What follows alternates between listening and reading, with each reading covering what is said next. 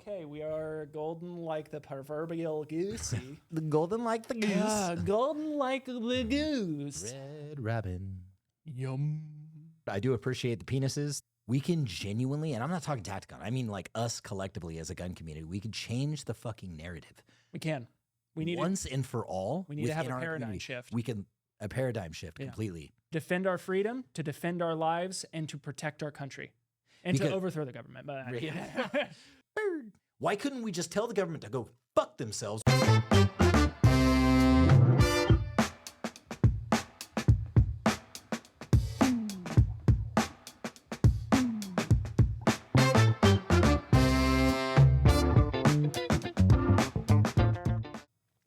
Interesting few days since the release of the previous podcast. It was. It was very fascinating. Fascinating and eye-opening. Yeah, it was eye-opening. It was a good time. It was a good time. It's a gay old time. Gay old time. Hello, everybody. Or should I could steal. What is going down in this two-horse town? Welcome to Hi, to everybody. a Procast. Today, we have a special edition. Especial. No, it is just an edition. Yeah, it's just an edition. But it is episode 25, which is we're a quarter of a way to 100. That's totally meaningless. I have no idea It's why I even completely said meaningless. that. I have no idea why It's I said great, that. though. But to start us off, We want to give thanks I want to give thanks to on this Thanksgiving Day. our Discord channel, and who's popping, pop locking, and proverbially dropping Pop, in lock, there. drop. And they're amazing. I haven't been in there for a while because I've been really busy, but I'm usually in there poking around. You've been in there, I've been in there. engaging, Yes. if you will. And Discord's great because you can do what you want. It's your hot body. You can say what you want. You can do what you want. And- what you really, really want. Spice Girls, Yeah. nice. And Oh, careful. We It might get is- demonetized. there are you'll get demonetized. We got fucking demonetized anyway. Later on in the podcast, we can we'll discuss talk about this. that a little bit. To Jake from Autism Flynn et al. Yes. And everybody from Discord, I do appreciate the penises that have been drawn on the outside of the packaging. Yeah. This is So our clever. Discord and what group, I they really appreciate is continue, that they came in a 1-to-1 life-size ratio of what a real representation of the actual size. Oh, true to size. Yes. Yeah, and that's when it's warm, Yeah. No, So- that's I gave them measurements. fresh out of the spa. Fresh out of the spot. Yeah. No, I just want to. I'll chime in on that. I want to say thank you guys so much, the members of the Discord group that really pitched in and made this happen. It was very, very sweet of you guys. Autism, I think you headed it, and then along with the moderators in there, that all kind of came together and made this happen. You know, it makes us feel. It really does. It makes us feel loved that you guys are getting benefit out of everything and that you're here with us. It really So, does, man. Thank you. It's cool. It's cool to get involved in that community and, have you. I've learned a lot in that group. A lot of things that not to include how to use Discord, which has been great, but also, and they've guided me along the way. They're like, you push this button to get here and that button to get in that channel. This is called a mouse. Yeah, Jake. for this old man, I do appreciate it. And, the outline of an appendage never hurts here. Yeah. So let's crack it open. And in case you were wondering, I got flippy floppies. Yeah, They got me well- a brand new pair of them rainbow sandals. Yeah, So, buddy. thanks, boys. Are those and are girls. You going to keep those out of the dirt? No. Oh, I feel like something tactical's coming my way. Oh my I goodness. feel like something real. You motherfuckers.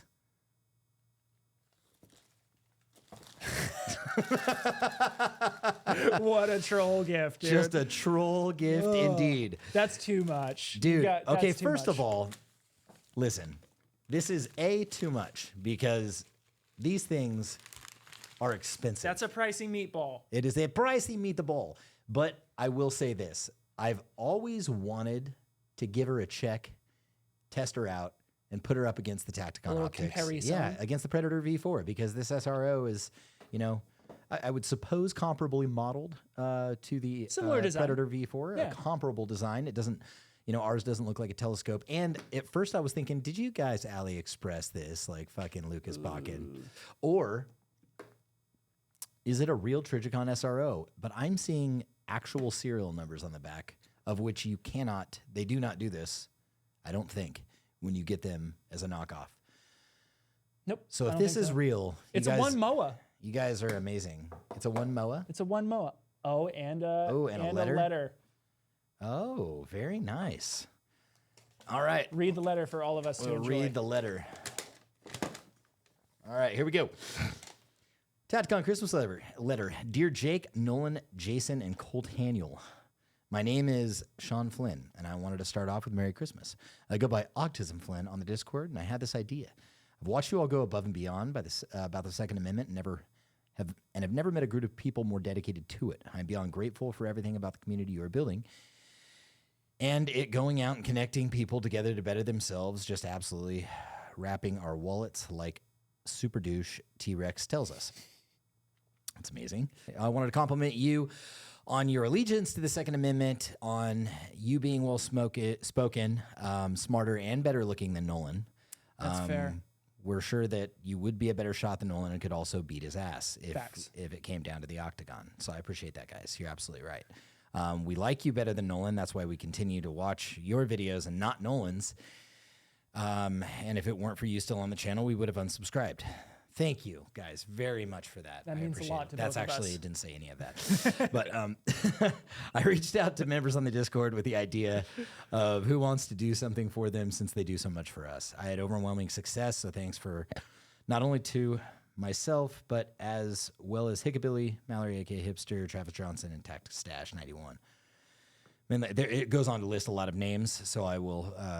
You guys don't know who any of those guys are, but we thank you, and I do see all the people on here. I'll pass this over to Nolan so you can read them.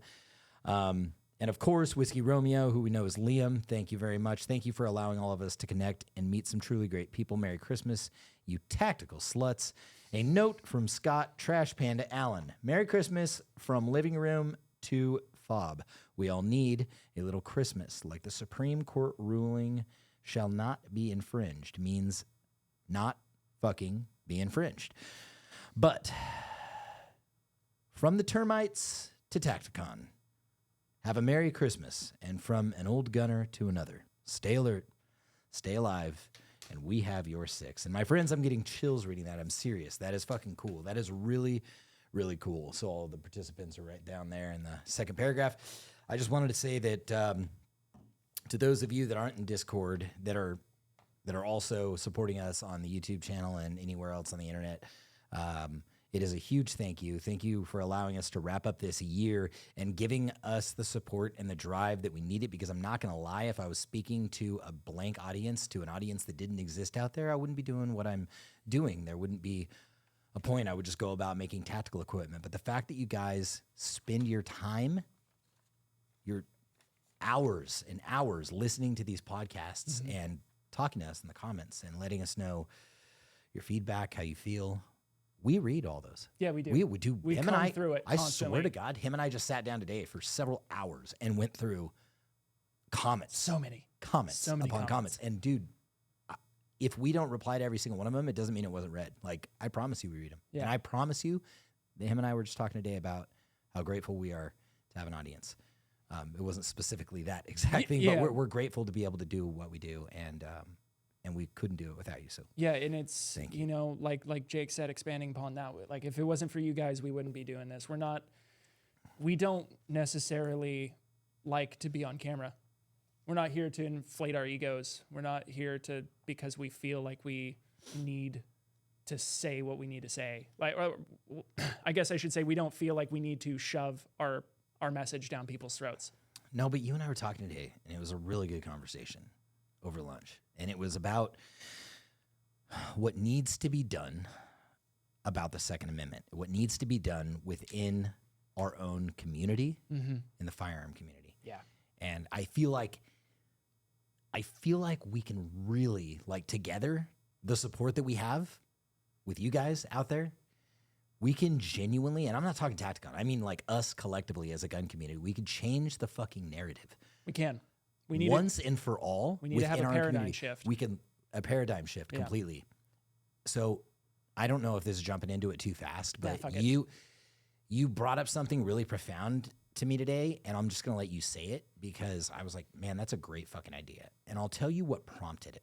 Okay. What prompted it, you guys, was I said, what would be really cool is to take any and all money that we end up making from any of the ventures that we're doing right now, including like the 2A Pro course to help people start a business in the 2A space, to 2apro.com, which is going to be completely given back into the Second Amendment community. And let's start 2apro.org, which is going to essentially build a platform to get the youth to come in and train with us. I don't give a shit if it's Nerf, Airsoft, but build these ranges out to get them involved in the tactical community until they can get up into an actual firearm and really change the game from the ground up. And then you said, we need to change the narrative of how firearms are viewed in the country and across the world, really, which is guns are commonly looked at as items to kill. They are looked at as weapons of death when they need to be looked at as weapons of protection. So instead of something that will end a life, it needs to be looked at as something that will save a life. That's exactly how he worded it at lunch, and it kind of hit me really hard. He said this. He said, firearms need to be looked at as life-saving tools, not life-ending tools. Right? Yeah. Something very similar to that. Yeah. And you know what? You should be able to hold up a med kit and hold up a firearm and say, what is the difference between these two? And yes, there's a difference between the two, but there shouldn't be. One plugs holes, one makes holes, but they're both used to save life. Right. Right. And if people started looking at firearms in a way that it was going to save their life, their family's life, and preserve the freedoms for the future generations to come, we would have, like you said, a paradigm shift of what the Second Amendment is supposed to mean. Right. Excluding the military, excluding the excluding the military. 0.99% of all of the guns are used to defend life. Yeah. I would feel safe to say that. Yeah. Like that is their purpose. That is the sole purpose of the Second Amendment. Correct. Is to defend our freedom. To defend our freedom, to defend our lives, and to protect our country. And to overthrow the government. But freedom is... But YouTube doesn't like when I say that. No, they don't. Freedom is an innate human right. Right. We are born with the right to be free. And the Constitution and what our founding fathers were instilling was not that our rights come from a piece of paper. No, they were just reminding us, hey guys, you have these rights. Don't fucking forget it. The government can't take them from you. Yeah. It's the life, liberty, and the pursuit of happiness. Very simply put, right? Fucking freedom. Yep. Yeah. Very simply put, that's exactly what it should be. And the First Amendment is obviously, meant to talk about it. Yeah. And meant to raise awareness about whatever it is that you want to. Free to say what you need to say against your to your friends, to your enemies, to your government. And then obviously the second is meant to protect the first, right? Right. To protect our right to be able to defend ourselves with freedom of speech using more violent force. But sometimes that has because words are the first line of defense. Always. And if words don't work, weapons do.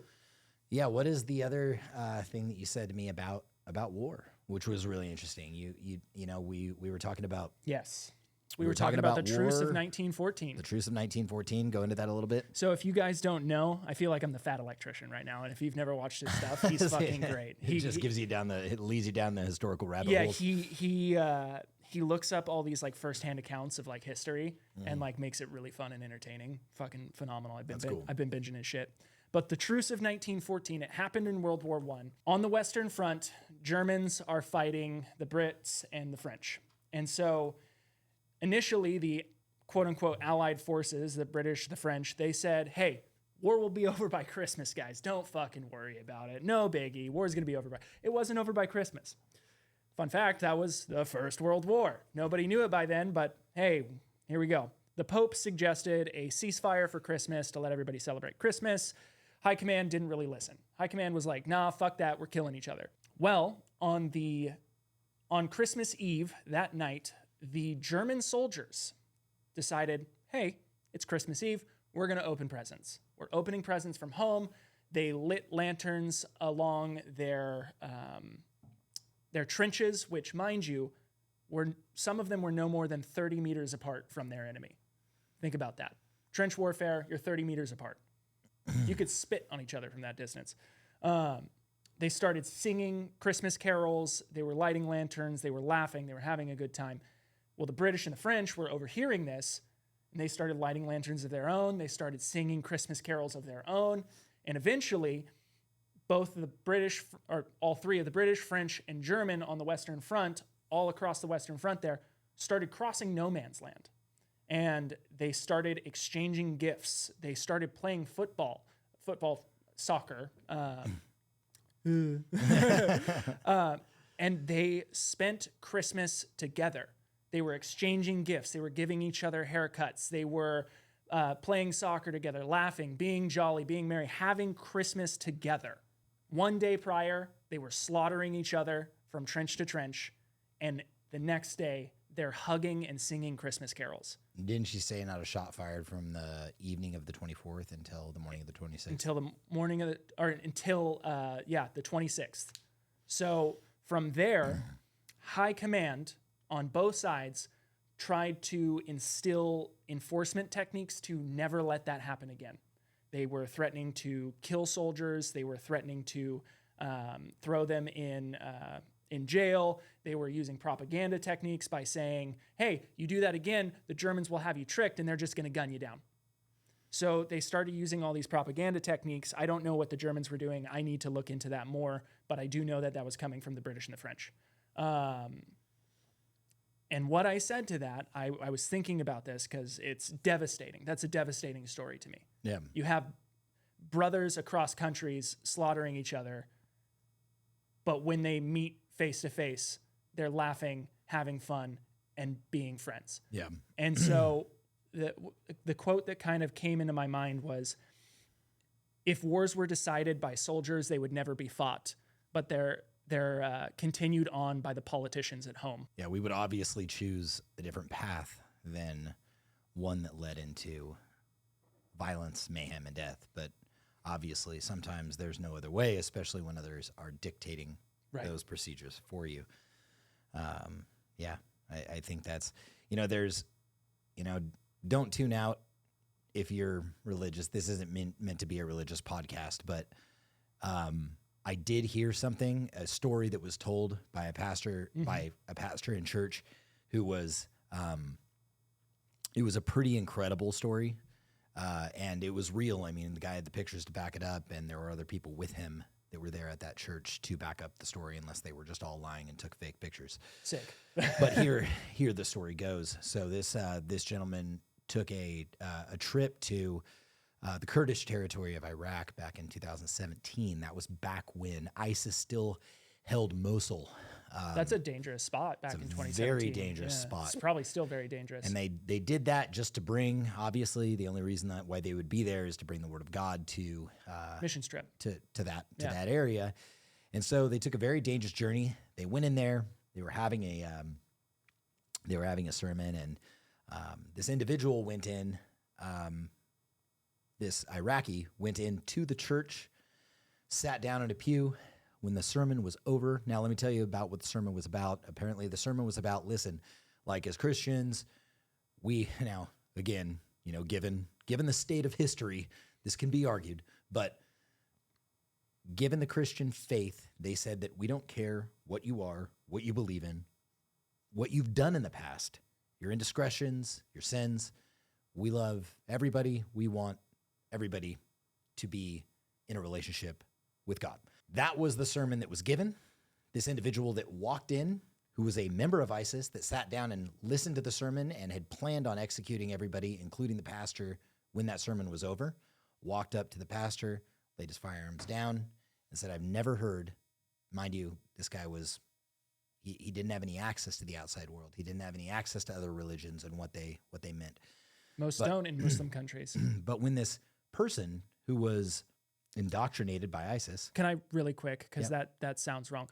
Most of those people in those terrorist organizations do not. I understand that Muslim countries aren't Correct. completely separated from the I'm world. glad. I'm I glad he just wanna say clarified. that. Yeah. I'm glad he clarified. Yeah. So, this guy wouldn't have had access to a Bible. Right. And Under understood. I've heard Sharia law. this guy, he pronounces Sharia. Sharia. But under Sharia law, you generally don't have access to that. Little fun segue. I'll forget if I don't say it now, Okay. but we had our initial LT. Mm-hmm. He got promoted downrange, so we ended up getting a new LT, which leads into another very funny story. But the initial LT that we had,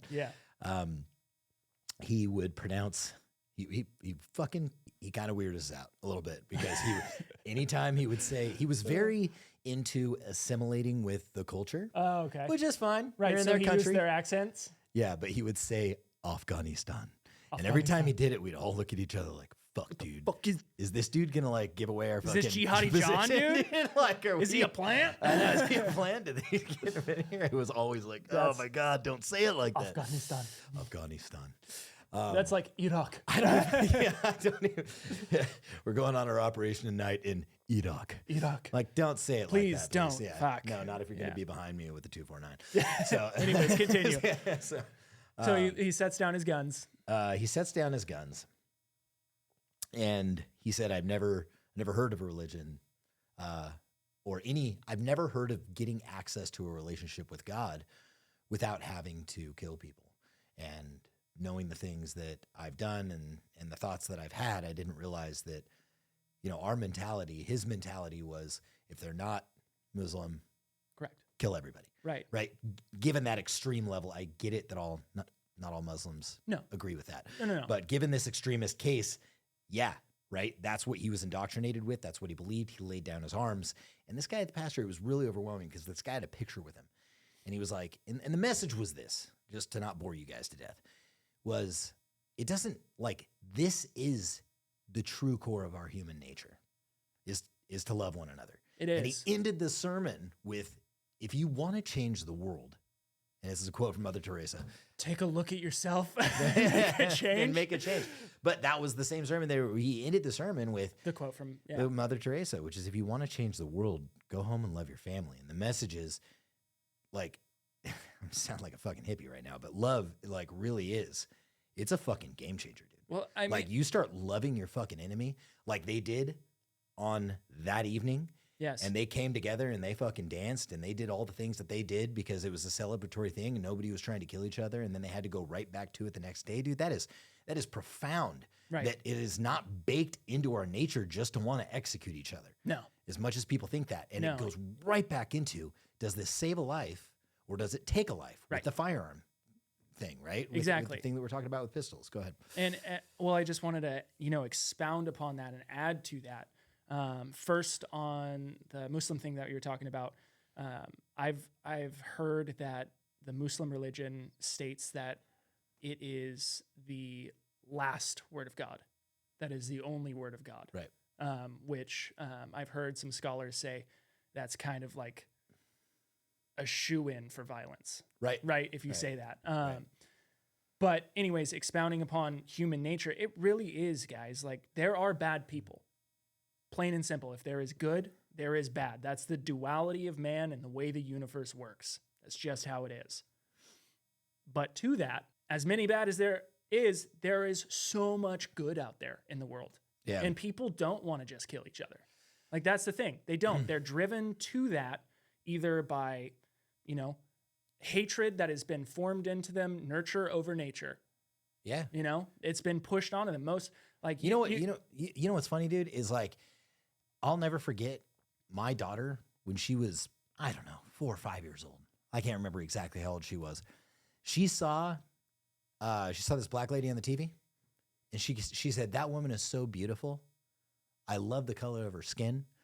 I love her hair." Like, there was not an ounce of like prejudice inside of her. Yeah, look at she children. She looked at that woman and said, she didn't say, "She looks different than me. Why?" And I don't like it.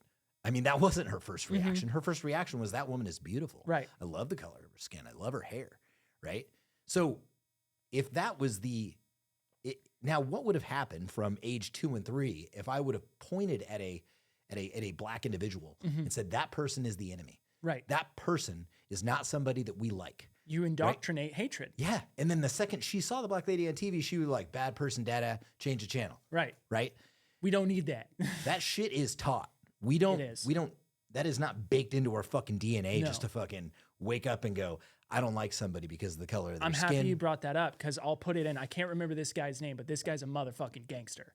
He is, this black man went and spent time with individual Ku Klux Klan members and converted like some astronomical amount of Ku Klux Klan members. Damn. To just leave the Klan. I think it's somewhere close to like 400. I could be wrong, but he just was like, he talked to them. He spent time with them. He went to their meetings. Was he black and he wore a hood so they couldn't see what color he was? I don't think he wore a hood. What was that? Like Chappelle skit. I can't say it. No, don't say it. I can't say it. Don't say it. Just look up the Chappelle skit. It's hilarious. He's blind. He's blind. But he did. And it was just talking to these people. He would go to their houses and meet with them. And he didn't have hatred towards them. And he was just like, so why? What's different between me and you? Yeah. Like, what do you see difference when you look in my eyes? Wait, was he black? Yes, he was a black man. Oh, he was a black dude. Yeah. Okay. It wasn't a white guy. It was a black guy going to Klan meetings and converting these Klan members. Lead with that. Did you say that in the beginning? Yes. Oh, I didn't hear you. I said a black man. Okay. Oh no, if I say that too much, I'm racist. Yeah.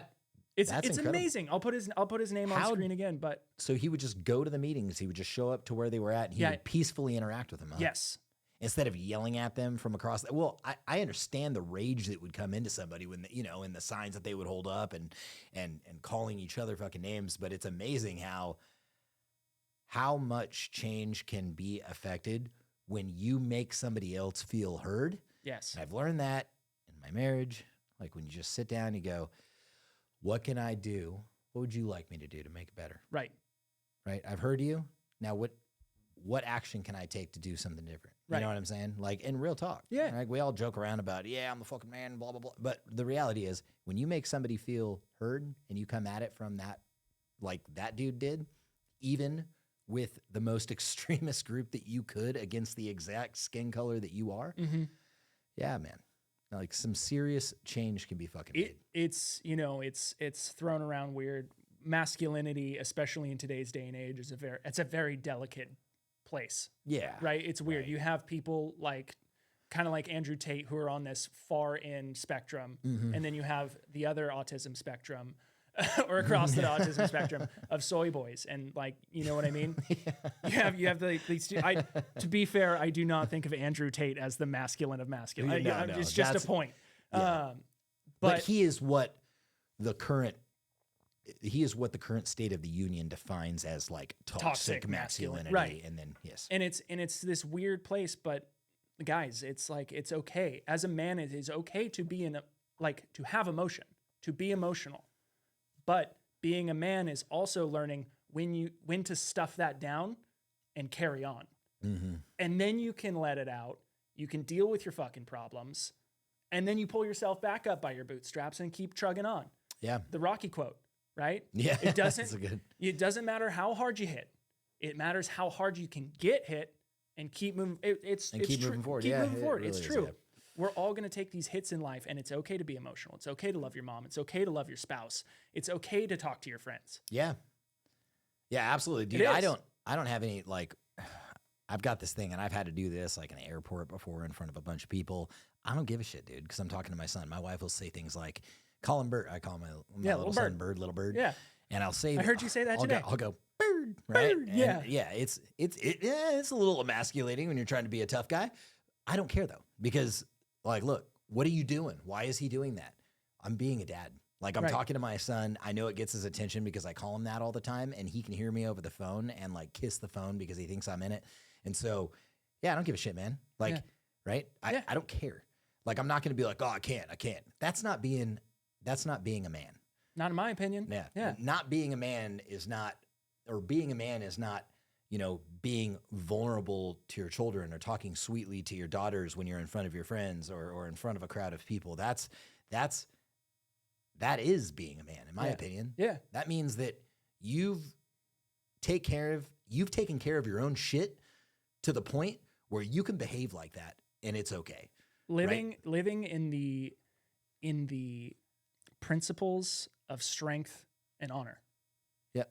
It takes a lot of strength. Does it tap into your core values? Because really, and that's the important of having values, in my opinion, because if you truly know, your values are your foundation and they are the bedrock from which you make your decisions. Right. You can, all roads lead back to, it's a test of my values. If I put it through the fucking value filter and the things that I really believe in and who I am, do I care what people think about it? Do I care what people think about me? Do I care what the opinions are going to be? Absolutely not. It doesn't matter because those values are ingrained in the decision-making that I have today. Right. Right? Doesn't matter. Like absolutely. you cannot rock that boat, dude. There's no fucking way. And if we had more of that, then there would be less of politicians, government, shitty people, and shitty actors on, and I don't mean Hollywood actors, I mean shitty actors on the internet and social media swaying the opinions, because the lack of foundation the lack of values foundation that some of us have in this country it's such a house of cards, right, that a small breeze of dissenting opinion just completely blows somebody over and creates this waterworks effect. And we've seen it online, just women crying into the fucking phone, because it's not about just being a man, it's about being a fucking woman too. Yeah. And getting on the phone and going, I can't believe Trump got reelected. That is a bitch move. Yeah. For a man to do or for a woman to do. I don't give a shit who you are, but crying into your fucking phone on social media that somebody got elected that you didn't like. I didn't like it when Biden got elected. I don't think fucking most people did. No. Especially in the fucking, at least in the Second Amendment community. I know that for sure. But when that happened, I'm not crying about it. I'm not complaining about it. I'm wondering, what can I do about it locally? What can we do about it here? And ergo's, we start a podcast, we offer equipment, we do what we can where we can. It doesn't mean you fucking curl up and cry like a bitch. Well, and some of you people probably aren't going to like what I'm about to say here, and this is not original because Joe Rogan said this before me, but it's along the same sentiment, and I agree with him, and I have said this before, I even heard it with him. I was not happy when Biden got elected. I don't necessarily agree with him. I don't like him. I've seen his past history and his lies. And anyways, regardless, he's a politician. But I'll tell you this much. When he got elected, do you know what I said? I hope he fucking does good. Yeah. You don't want him to fail.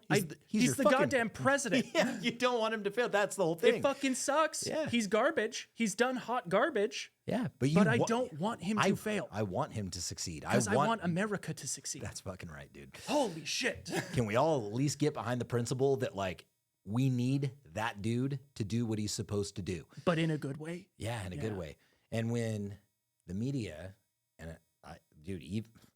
look, the media loves it when the president on the opposing end fails. Yes. Fox News has a fucking party. Like, what do you think fucking CNN was doing? When Trump was fucked up. When Trump, pre-election, I'll never forget the SNL skit of fucking Hillary popping bottles, right? Because that shit was happening. Yeah. As soon as they caught that audio of him inside of that trailer with Billy Bush saying, just grab him by the pussy. Dude, they were rejoicing. They were like, the election's over at this point. Dude, I love There's it. just grab him by the pussy. And they walked out and he fucking hugged the woman and they were like, look at how disgusting that is. He just said the thing that fucking, I don't know if I've ever I'm going to tell you right now. I'm going to tell you right now, for those of you who have never experienced it, those of you who have not been to Hollywood, I lived in Hollywood for a fair amount of time. I'm going to tell you right now, you have enough money, you can do whatever you want. And that was the mentality that he had inside of that trailer. His entire statement was, when you are rich and famous enough, women will let you do whatever you want to them. You can grab them by the pussy. Right. Not saying that he would. Nope. But just saying he that probably that did. is... He probably did. Yeah. But, Yeah, and that whole...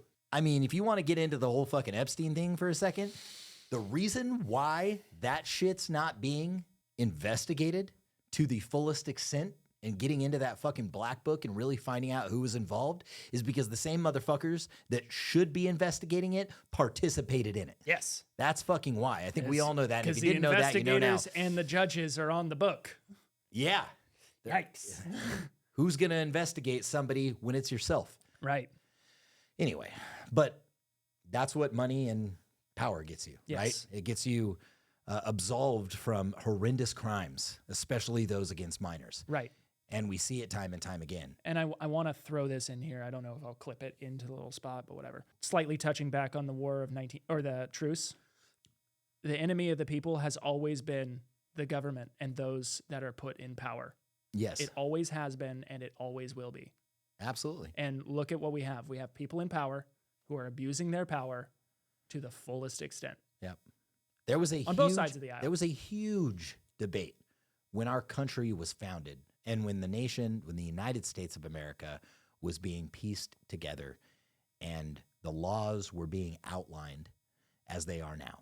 And that debate was, do we have a centralized federal government? As we all know. And I'm sorry if you guys already know about all this, but to those of you that don't, especially to some of the younger guys that didn't hear this part of history because they don't teach it in fucking schools anymore. Yeah. God forbid. But yeah, they don't teach the Federalist Papers anymore. No. Fucking the Federalists, yeah, there was massive dissent on a strong federal government, right? And we wanted the state, we wanted state governments to be able to act on their own behalf and not to be dictated by an entity that could potentially take the rights away from those of us that fought so hard to get them in the first place. Literally the people that just died for it. Yeah. They were like, look, this thing just happened. Yeah. Can we just not have this happen again? Yeah. Right? We just got done dealing with essentially a dictatorship, the crown. Well, let's not make another crown within our own country. Well, something that people commonly forget because we just think about it as us fighting the British. I want to remind you guys that the British government was our government. The colonies, yeah, that was their government. It wasn't a foreign government. That was their government. Yeah. I want to remind you of that. So it was them fighting, quote unquote, their own. That's exactly what it was. I mean, these are people that got off the boat from England. Yes. They came here from there. Yep. That was their government. That would essentially be they'd like... been there for a while, but still, yes. Right. Yeah. So, yeah, well, yeah, they weren't fresh off the boat. Yeah, but they were still colonists from Britain. Correct. That is what they would be considered. They were subjects to the British crown. Right. So it would be... This is in no way, shape, or form going to be a proper parallel, but I'll do the best I can. It's perfect. That would be...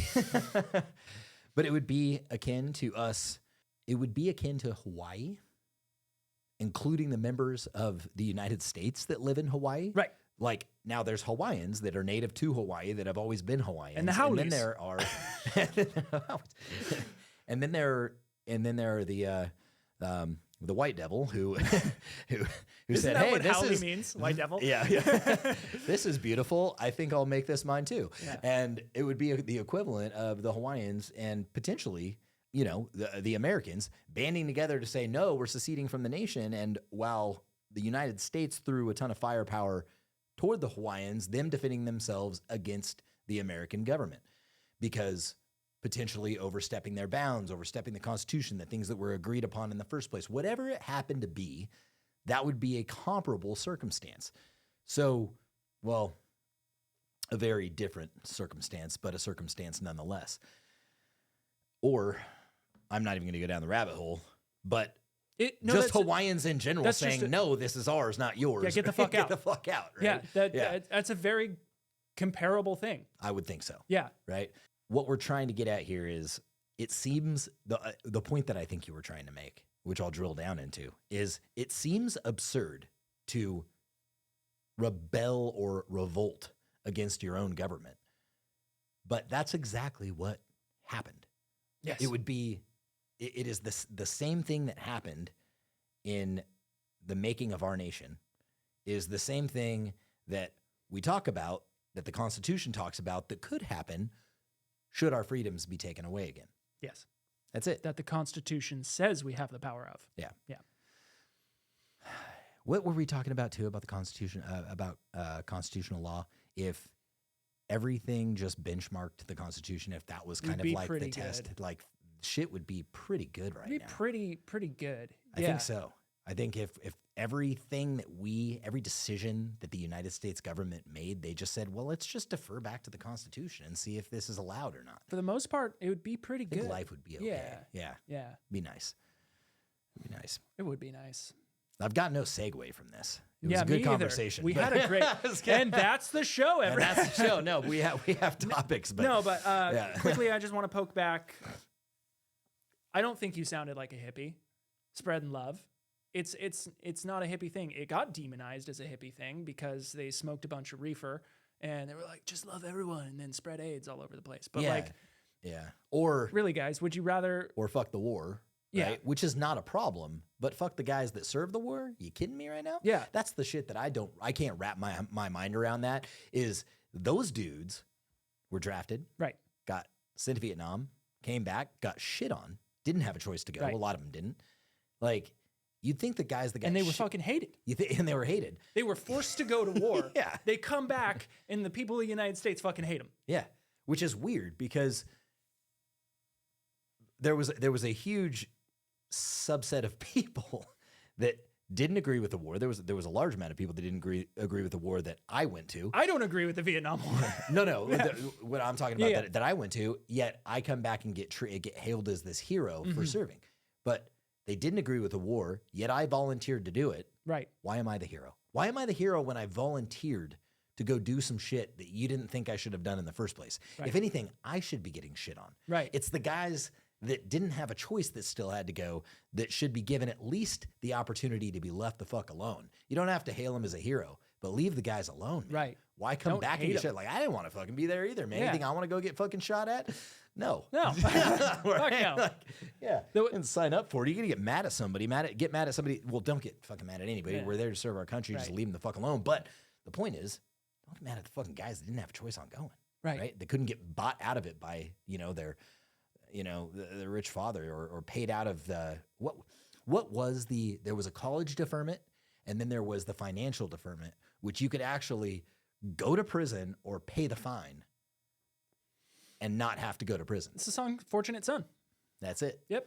Yeah, it's If you aren't born with a silver spoon up your ass, you're going to war. yeah. Yeah. Yeah. That's what it is. It's pretty fucking crazy. And when you're talking about that, people who hail you as a hero but disagree with the war, like I've always kind of had that mindset. I don't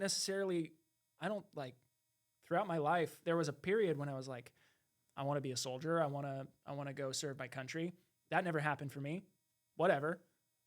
But I've never looked at the soldiers as the villain.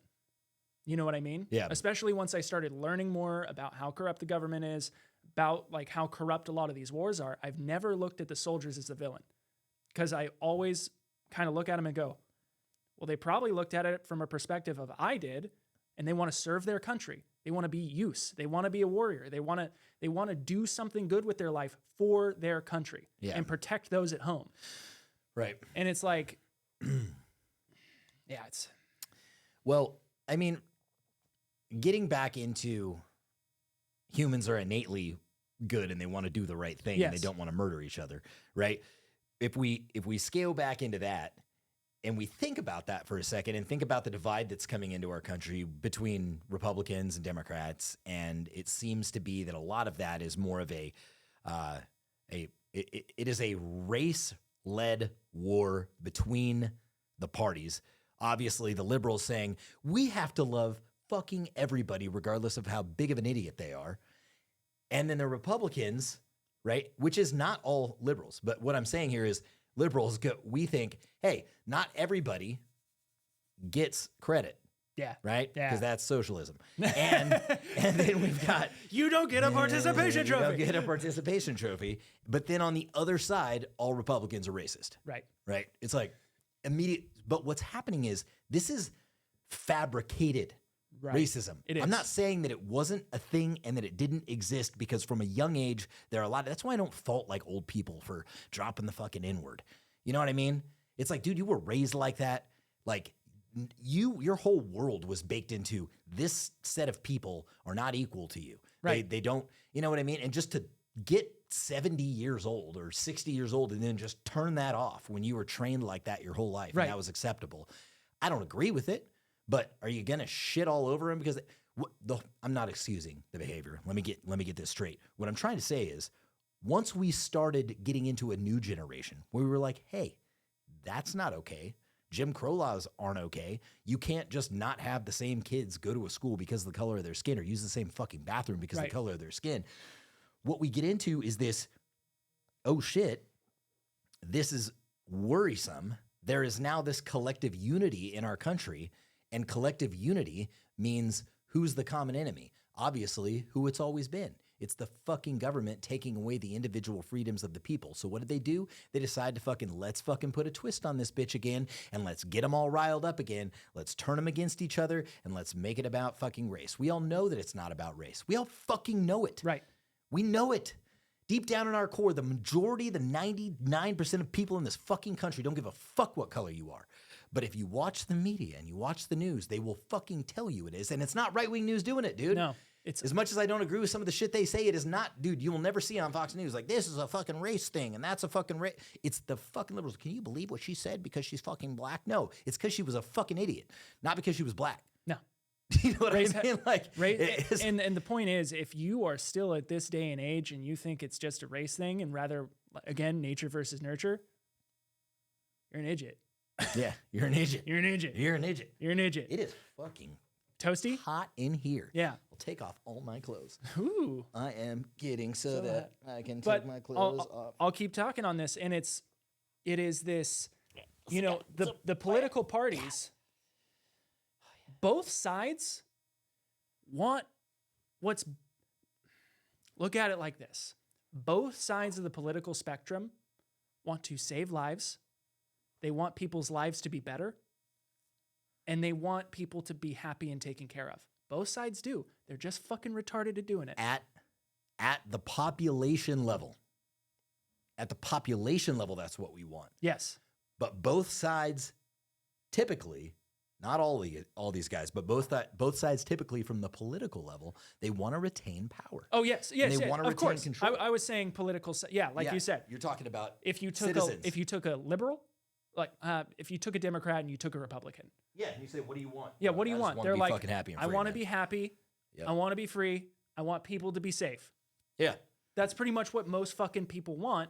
They've been led to the individual trough of lies by whatever party they've decided to jump into. And they get bolstered by this nuance of like these little like winded. It's funny to like listen to how events or things like global warming or COVID, they become these like, it's like a party picks a, do you ever notice that? A party like picks a side, essentially. Right. And it's like, oh, you think that the environment is getting trashed? Then I think that it's not getting trashed. Yeah. Okay, it's getting fucking trashed to an extent. We can all agree on that. Now, the global warming thing, I'm not going to get into all that. I don't fucking know enough. I'm not a fucking scientist to know what's really happening right now. I personally think that it is a cycle of the fucking earth that's happening right now, personally. But it's not because I'm politically affiliated with a party that also thinks that. It's just that's my own opinion. I think that we could be contributing to it. We could absolutely be contributing to it, and it doesn't probably help. But by no means did I just... I swear to God, it's the weirdest thing to watch a thing happen, and then the side go, that's mine, and then the other side goes, that's mine. Then that's got to be mine over here. If you're going to believe in it, then I'm not going to believe in it. If you're going to think that if you like red, thing, I like blue. Don't. Yeah. And so we're like, why couldn't we all just get on the same fucking page in COVID? Like, why did it have to be a political thing? Why couldn't we just tell the government to go fuck themselves when they told us to shut our fucking businesses off? Why the fuck did all that have to happen? Just to end up in the same place that we were before, except now we've got a bunch of people running around with the fucking Fauci-ouchie. Well, it's because, again, the enemy of the people always has and always will be those in power. That's right. Period. That's it. It's the only way to fucking explain it. Yeah. It's like, let's have a thing and let's pick a side and divide the people so that they can't come together and get mad at us. Correct. Because we will make the event the thing. We will make race a thing, global warming a thing. You know, it's always fucking politicized to an extent that we can't pay attention to what each other wants because we're so busy fighting amongst one another, right. Which is a great segue into the Second Amendment and how we can stop this bullshit that's going on right now between betweenst our toes. If you haven't watched the last podcast of us effectively stating our opinions and delivering facts, stating standing our ground, stating our opinions on how we felt about Lucas Bakken, but also giving facts that prove that the dude said some shit that he shouldn't have said. And you know, we're getting comments like this, man. And again, I want nothing more than that dude and I to have a conversation, and you to all sit in the same room, and he could bring his brothers along and his whole fucking army of Bakkens along and have this conversation with us, because what we need to do is find some common ground. What I refuse to do is ever stop. There were comments in these threads that were saying things like this. What are you going to do? Just go after everybody that ever says anything bad about Tacticon? To that, I answer no. What are you going to do about somebody spreading? You going to go get mad at everybody that's spreading misinformation? Yeah, dude. Yes. Yeah. I'll make it my sole vocation, dude. If you tell me the sky is fucking purple, and the sky is blue, I'm not going to stop. I'm not going to just say okay. And I'm happy you segued into this, because really, I want people to succeed. I want people to be happy. I want people to have happy, healthy lives, regardless of, you know, what they're doing, as long as they're not hurting people. Everybody to be happy, healthy, succeed, do good in business, as long as they're not harming other people. Right, yeah. Right? We're not trying to shit on other creators, dude. We want everybody to we want to bring them up. As a matter of fact, go ahead. And with that, like, I want effectively Lucas to succeed. But I don't want is people like him or whoever else is in the space to talk false shit. Iron sharpens iron, yes. Yeah. Criticize, talk to each other. Be like, hey, I don't like your shit. I think you need to do better. Yeah. That's fine. But when you are disingenuous about things, when you are spreading a false narrative, that's when it becomes not okay. No, yeah. And I mean, there's plenty of people that speak out against others. I mean, look at RFK Jr. right now, right?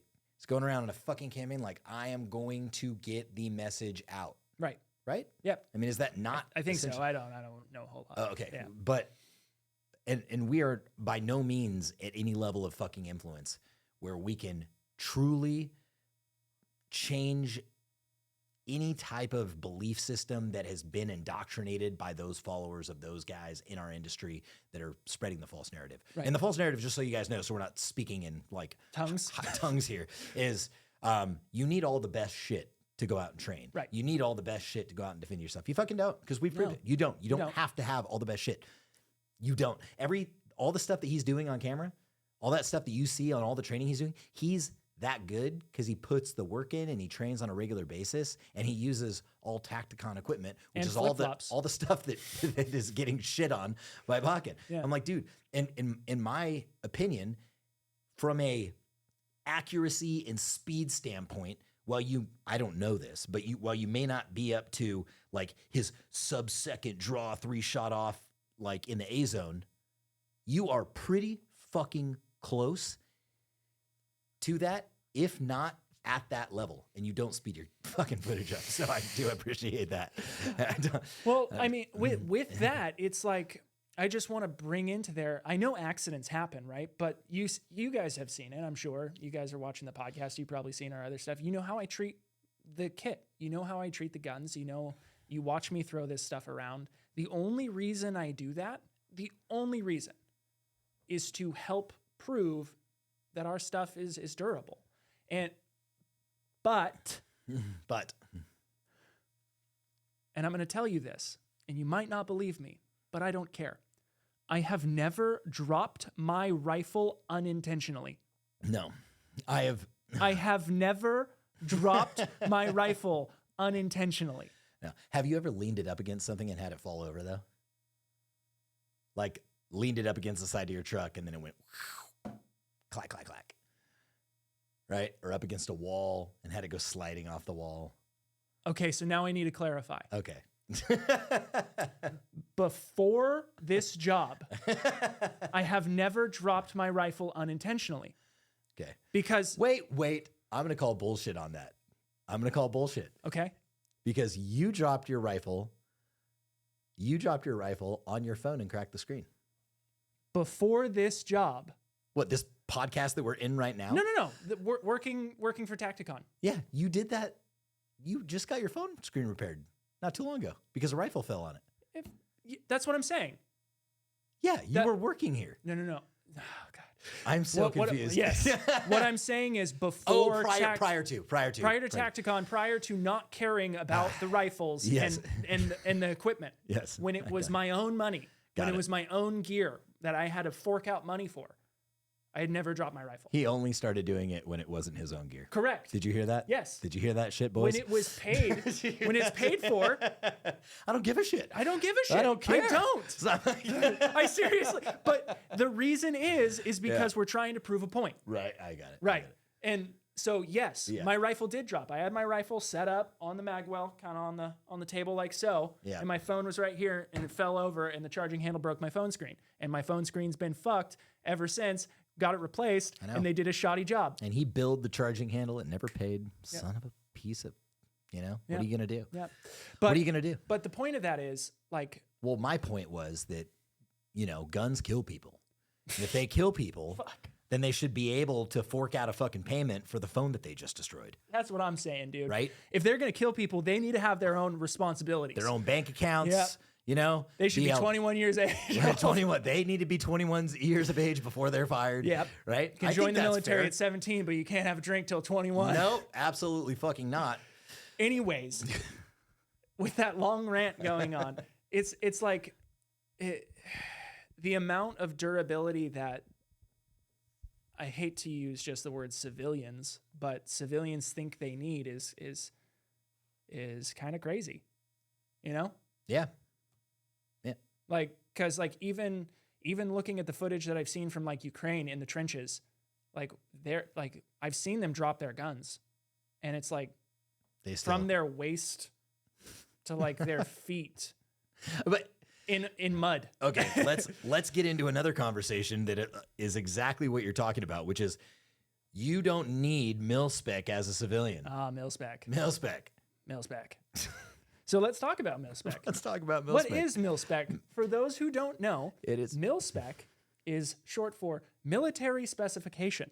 Yeah, and it's supposed to be the standard. It's the standard. So mil-spec is a standard that is created for armorers in the military, so it is up to the same specification so they can interchange parts between their weapon systems.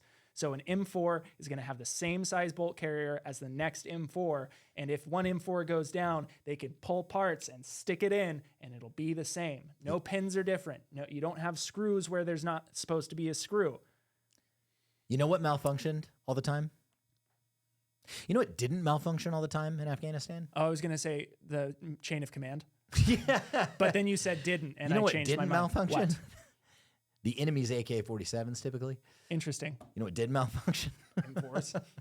Yeah. Well, if you put any semblance of oil inside of them, which was, definitely a no-go, but you just got to keep them real fucking clean. But keep them clean, keep them oiled. I do the same thing with my woman. It's just, there was so much kit that was garbage, hot garbage that came directly from the United States Army that was mil-spec. Dude, but it's mil-spec. It's got to be Army. It's the standard. It's what the Army military uses it. Thus, it is the best. It is not. It is the opposite of the fucking best. Yeah. That shit was garbage. There was some shit that was all right. There's some good shit. Fairly, I can admit it. There was some stuff that was pretty fucking cool that we got, but most of it was shit, and that's why most of it we had to get our own shit. Yeah. Even the boots that were issued, I had to buy my own pair of fucking Bellevues because the boots were fucking garbage. At least the initial ones that they issued me, we hadn't even fucking left for deployment yet, and the boots we went to Grafenwehr to train up in Germany, and they were just fucking falling apart. Ugh. You know what I mean? They're like the sole was coming. I was like, okay, Bellevues it is, right? I had a spring for that myself because I didn't want to, not have boots that didn't work when I got over there. Yeah. So little things. Right. The holster, right? So I got a tactical Taylor holster. I was not running the Army's holster. It was garbage. I got I definitely got a different gun belt. What else was I buying? I got my own fucking Wiley X's that I could use as a gunner. Yeah. So that I didn't get fucking sand in my eyes, because the shit that got issued to me were absolute trash. We did get a set of Wiley X's down the road. What about those finally came 3M around. hearing protectors? Yeah, the hearing protectors. What hearing protectors? Yeah. You have to communicate down there. It's so funny. And you didn't have comm systems that were effective with your headsets back then. I'm telling you right now, as a civilian, I could promise you this, at least in today's day and age. Yeah. Man, now I can't tell you what the modern army looks like and what the current civilian, well, I can tell you what the current civilian market looks like, but I can't tell you what the actual modern army looks like. But what I can tell you is this, is that the shit that we have today is surmountably, unequivocally better, light years beyond the shit that we had back then. I promise you. Like I believe even the access to, it's expensive, but access to White Phos, the Gen 3s, right? Night vision, right? Just the clarity and the depth perception, it is completely different from the stuff that we ran. We were still running Gen 2s. I don't know. I could go on and on. Right. Just because it's mil-spec doesn't mean anything. It means, here's what it means. Here's what mil-spec means. It means that the lowest bidder got the contract to give you shit in mass production for the military. And it also means that the government gets that lowest bid, and then they have to go out and charge, they're not authorized by the government to sell it for any less than 30% than what the government got it for. What's the scene from Armageddon that you sent me? The scene from Armageddon was Steve Buscemi talking to the guy, the diehard guy, Bruce Willis. Robin Williams. It was Steve Buscemi. He looks over at Robin Williams. Gotcha. Steve Buscemi looks over at Bruce Willis and says, "Well, are you nervous?" He's like, "About what?" And he goes, "You got 240,000 pounds of high explosives strapped underneath your ass. Put together by courtesy of the lowest bidder for NASA," right? Absolutely. Yeah, you should be fucking nervous. Yeah. So anyway. It's so true. Yeah. Like that's how contracts work. It's who can provide the lowest bid. Yeah. And now I will go into it if anybody is meet specifications. If anybody is interested, I will walk through the bidding process a little bit. And if you're not interested, fast forward, but it is kind of intriguing that a point system is awarded based on multiple things.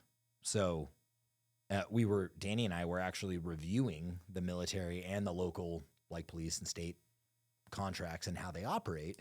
And often what it is, it's a point system. You get points for certain things inside the category. I'll give you armor as an example.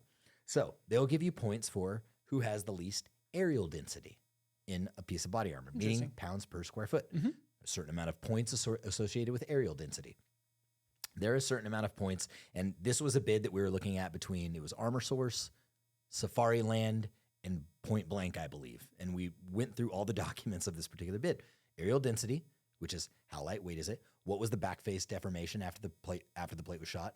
That had a couple points associated with it. And I could go on and on about all the intricate little things, and you're like, man, like that's cool. They really do care about the quality. Do you know what was associated with like 80% of the points? Price. The fucking price. You could have been the best in every single category on that particular bid. Yeah. And it didn't fucking matter, because as soon as you came in as the lowest price, it automatically assigned you a weighted score that could never outperform any of the other indicators within that bid. So it didn't even matter. It was like a vanity metric. It was like, yeah, see, we care about like the quality, but you weighted all of the points within the price. They don't give a fuck about the quality. Nah. They don't care. They will recall when it needs to be recalled. There's a little bit more stringency when it comes to armor, especially for the DoD. And I know that just because NIJ specs and DoD specs are entirely different, and they do care much more about certain things. However, it still goes to the lowest fucking bidder, no matter who you are. Yeah. And so when you're carrying around this equipment that's mil spec, just remember that you're carrying around, like, who got on Walmart's shelf? Let's think about it like that. Who's on Walmart's shelf? What companies are on Walmart shelves? The companies. Black & Decker. Well, no, not specific companies, but what companies in general were able to earn their way into Walmart's catalog. The cheapest. The cheapest fucking products earn their way into Walmart's catalog. So you got to think about the military as who was in, just think about it like Walmart's catalog. Yeah. Period. Yep. And then you'll get a good indication of how quality the equipment is. It's kind of like that. Kind of. Not exactly like that. It's comparable. It's similar. The guys that really do get the higher speed stuff are the higher speed units, as they should. Right. Right? Yeah. And the crazy thing to me is like the Marines didn't have shit. The Marines are some badass motherfuckers. They are often first ones in, and they were still the ones with the M16A2s. No M4s. Legends. No fucking optics. Legends. Clearing fucking rooms in Fallujah with fucking 20-inch M16A2s, dude. Like fucking eating crayons and kicking ass. eating crayons and kicking ass. Yeah, pretty fucking incredible. But that's just, that's just the nature of, it's the nature of mil spec. Right. So now that that's explained, next time you hear, but it's mil spec, take it with a grain of salt. It's not that big of a deal. I'm looking for civ spec. Civ spec. Most things in the private sector are better. It's usually where they start. It's normally where they start, yeah. They'll start in the private sector, and then they'll kind of meander their way into the government. Oftentimes for R&D projects, for really sophisticated equipment, it will be R&D'd for a particular team or a special operations unit, and then it'll make its way into the regular army and then trickle down into the civilian market. Sometimes it goes that way, but oftentimes it does go the other way. Right. Oftentimes it, starts as, I don't know exactly the history of drones, but let me use this as a hypothetical example. Drones were created, again, this is not facts, so don't take this for doctrine, but I'm just going to hypothesize here. Drones created for the civilian user, and then the military thinking, this is interesting. That looks pretty nice. This could have some capabilities. Why don't you come over here and make a really big one for us? Right. So we can run surveillance with a larger one. Right. Again, it swings both ways. Anyway, no spec sucks. That's it. That's all I got for that. That's all I got for that. And as far as being able to bring each other up in the community, instead of saying, oh, the fucking army uses it, why don't we help each other out?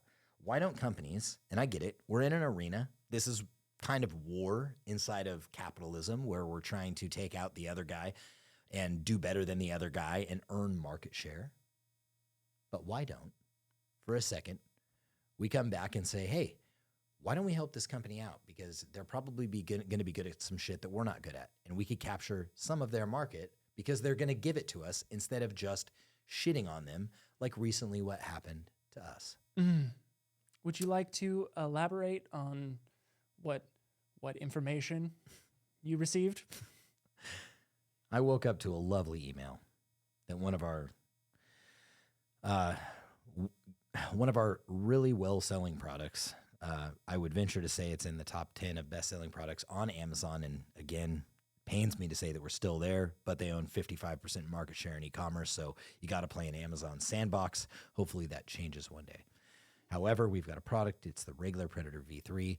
And apparently they have removed my listing and probably indefinitely removed the listing. And that particular product generated some significant revenue for the company and the employees that work here. And that is the sad part about it, is I may not get that back because Aimpoint decided that they wanted to own the word micro. Just micro or micro red dot. You know what? It'd probably be a really good thing to look. I'm going to pull the trademark up. It's micro. Okay. So they have decided. So we'll put it up. We'll put it up on screen. I will screenshot it and send I'm going to screenshot this. This is they own the word micro. They have trademarked. They have trademarked the word micro. They have the word micro as it pertains to non-telescoping scopes. Wow. Just micro. Just micro. Just micro. So if you wanted to use a word as a description, right? Because the Predator V3 is not micro red dot. You have it listed as Predator V3 micro red dot, just as a descriptive term for it. Correct. Yep. Which I have since attempted to change it to compact and submit an appeal to Amazon. Somebody probably owns compact. Which will fall onto somebody probably fucking does own compact. I just, for the life of me, first of all, can't believe that I get being able to protect your IP when inventing something and trademarking your brand, but owning a word like micro and then filing. Now this, again, I want to make it clear that Amazon didn't catch this and go, hey, there's IP out there for micro. This was Aimpoint literally like submitting an IP infringement claim with Amazon against me, sending me a cease and desist to prevent me from using the term micro in any of my advertising when it came to non-telescopic scopes. So let's talk about IP, or intellectual patents, for a second. Intellectual property. Property. Yes. That's what I said. Same fucking thing. Whatever. Semantics. When it is something that is unique and solves a non-life-threatening or life-saving problem, I would say. Mm-hmm. For example, if someone discovered the cure to cancer. Right. If tomorrow they were like, hey, I found out if you mix apple juice and grape juice and stirred it in ice for 5 seconds, it cures cancer. Right.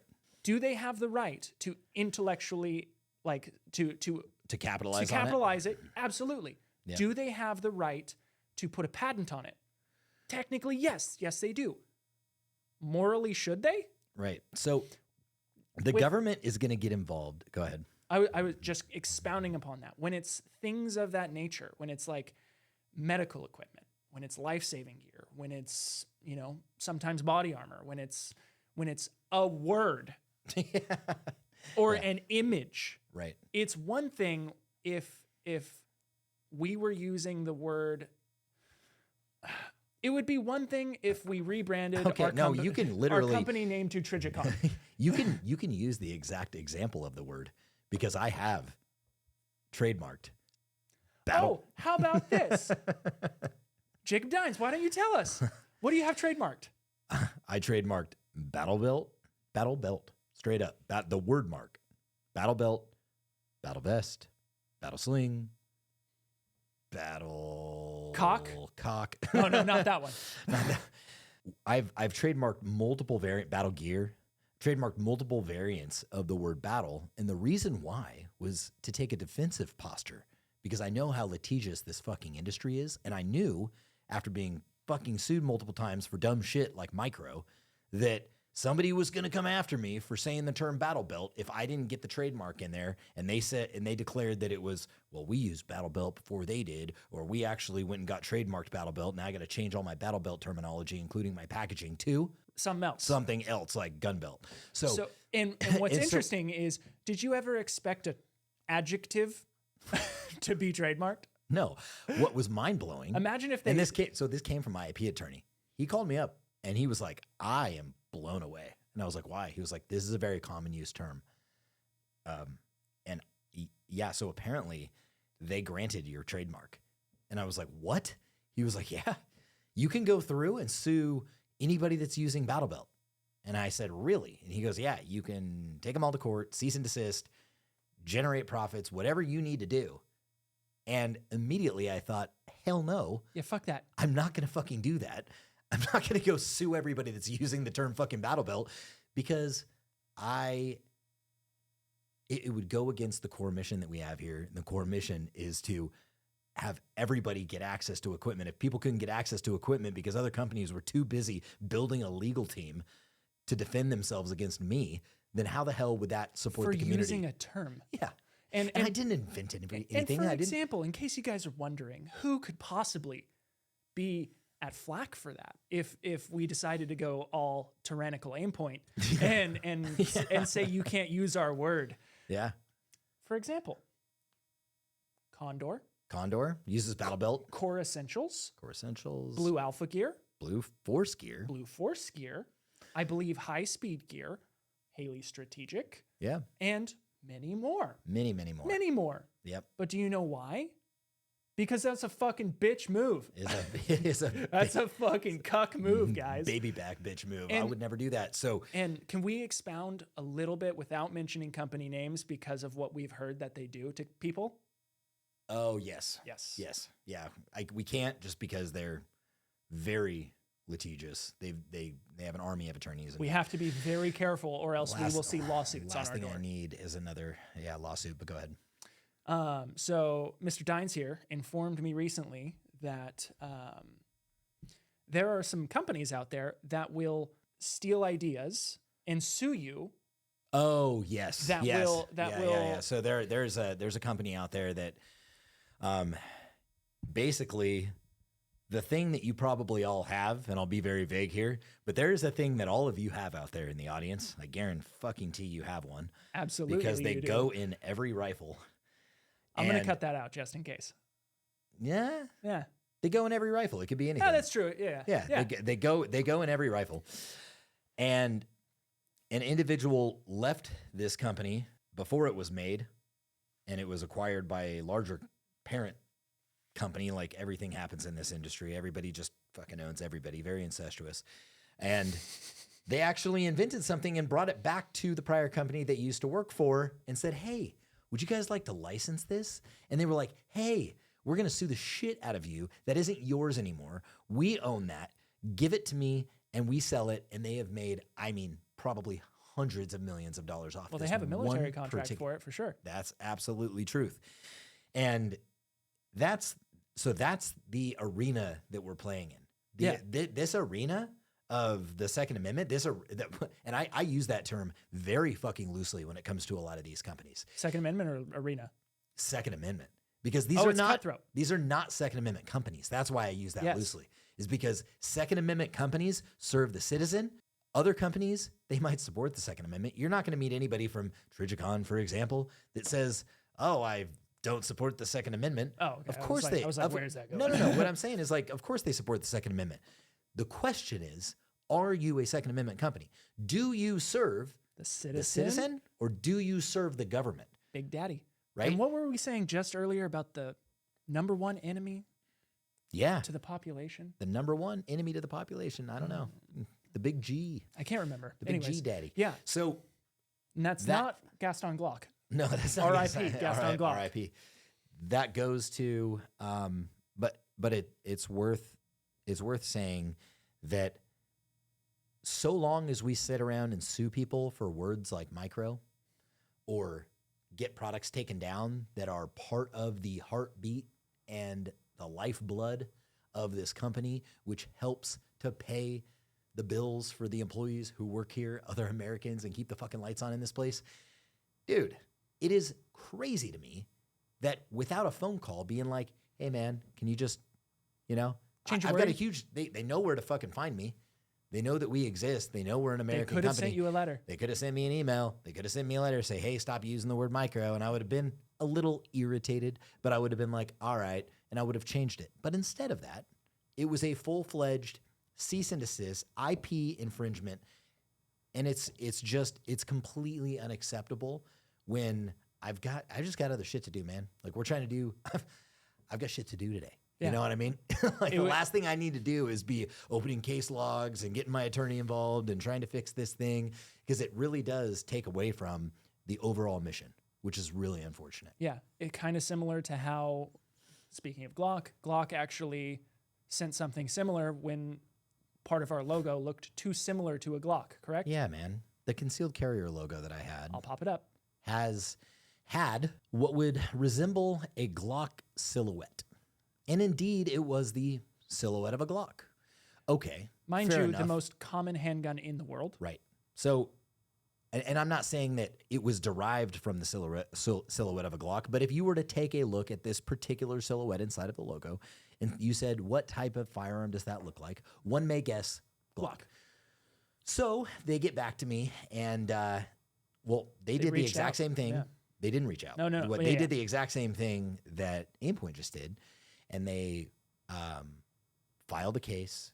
They went through the proper procedures, and they went through all these procedures and legal procedures and protocols to get the listing removed, of which I was never able to recover that listing, even when that settlement went through with Glock and they were like, okay, fine, you're all good. And I'll walk you guys through the process. It was a very interesting process. At that point in time, I made a holster that was a Glock, 17-19 holster that did really 17, 19, 26, 27, right? It accommodated a lot of different platforms. Every single Glock on the planet. Every single Glock on the planet, because they're all the fucking same pretty much. And it was a significant part of the revenue of the company. Now, when I say significant at this point in time, this was a few years ago that this happened. That product generated on Amazon, I'll just be upfront and honest, that product generated on Amazon $500,000 a year in top line revenue, right? And so it legitimately paid the salary of like 3 people here when you got down to the bottom line on the net profit of that product. And it was terrifying for me. I was like terrifying. I was like, dude, what am I going to fucking do? I don't have, they immediately turned the faucet off on me and didn't give me a chance to rebut. But when I did, I said, okay, if you want your silhouette out of my logo, mind you, the logo wasn't even on the website. It was on like the product packaging. It wasn't even on Amazon. It was just on the product packaging that it came with. Somebody got a hold of it at some point in time, because they have like AI now and they had it before OpenAI like and all that. Yeah. They would run through all the searches on the internet. They would find something that resembled their shit. And what Glock was able to do was, usually you can't patent a shape, but somehow, or you can't trademark a shape, right? Because trademarks are forever. Like, I've got Tacticon trademarked. It's trademarked for life, in perpetuity, so long as I renew and make the payments. However, Glock somehow managed to trademark the trade dress, which is the shape of their pistol, has been trademarked, amazingly enough. So they said no. And I was like, cool, whatever. I don't like it, but I will conform, and I will, because I don't have the budget to go up to go up against that army of attorneys. You can't fight Glock? No way. No, crazy, right? And so my IP attorney was like, what do you want to do? And I was like, well, let's change it to something that I know for sure isn't patented or has any trademark affiliated with it. Let's go with a silhouette of a 1911. It has I'll explain the differences. Instead of a squared trigger guard with that little point that kind of juts out on the trigger guard, it has a rounded trigger guard on a typical 1911. It has a hammer because it is not a striker fired pistol. And it is just completely different in every way, shape, and form. It's not boxy. It's kind of roundy. We even rounded out the nose. It's one of the most beautiful handguns on the planet, to be honest, yeah. Yeah. Single stack, not double stack. You guys know the drill, right? Yeah. So this thing is clearly a 1911. We send it back to Glock for their review. Their attorneys get back to me and say, we're sorry, but it looks still too much like our pistol. I swear to God. My attorney was like, dude, these guys are ridiculous. And I was like, what? They were like, they said it looks too much like their pistol. And I was like, it's because it's a silhouette of a pistol. And he was like, I know. And I was like, what do you want me to do, dude? He was like, I don't know what we need to do right now, but I don't think you're going to be able to get this listing back, because they will not retract that IP infringement claim, because they think that this silhouette looks too much like their silhouette of a Glock. And I was like, because it does. Because a pistol looks like a fucking pistol. I was like, I can't put a revolver on there because it's not going to, it doesn't fit the brand. I don't even make holsters for revolvers. Right.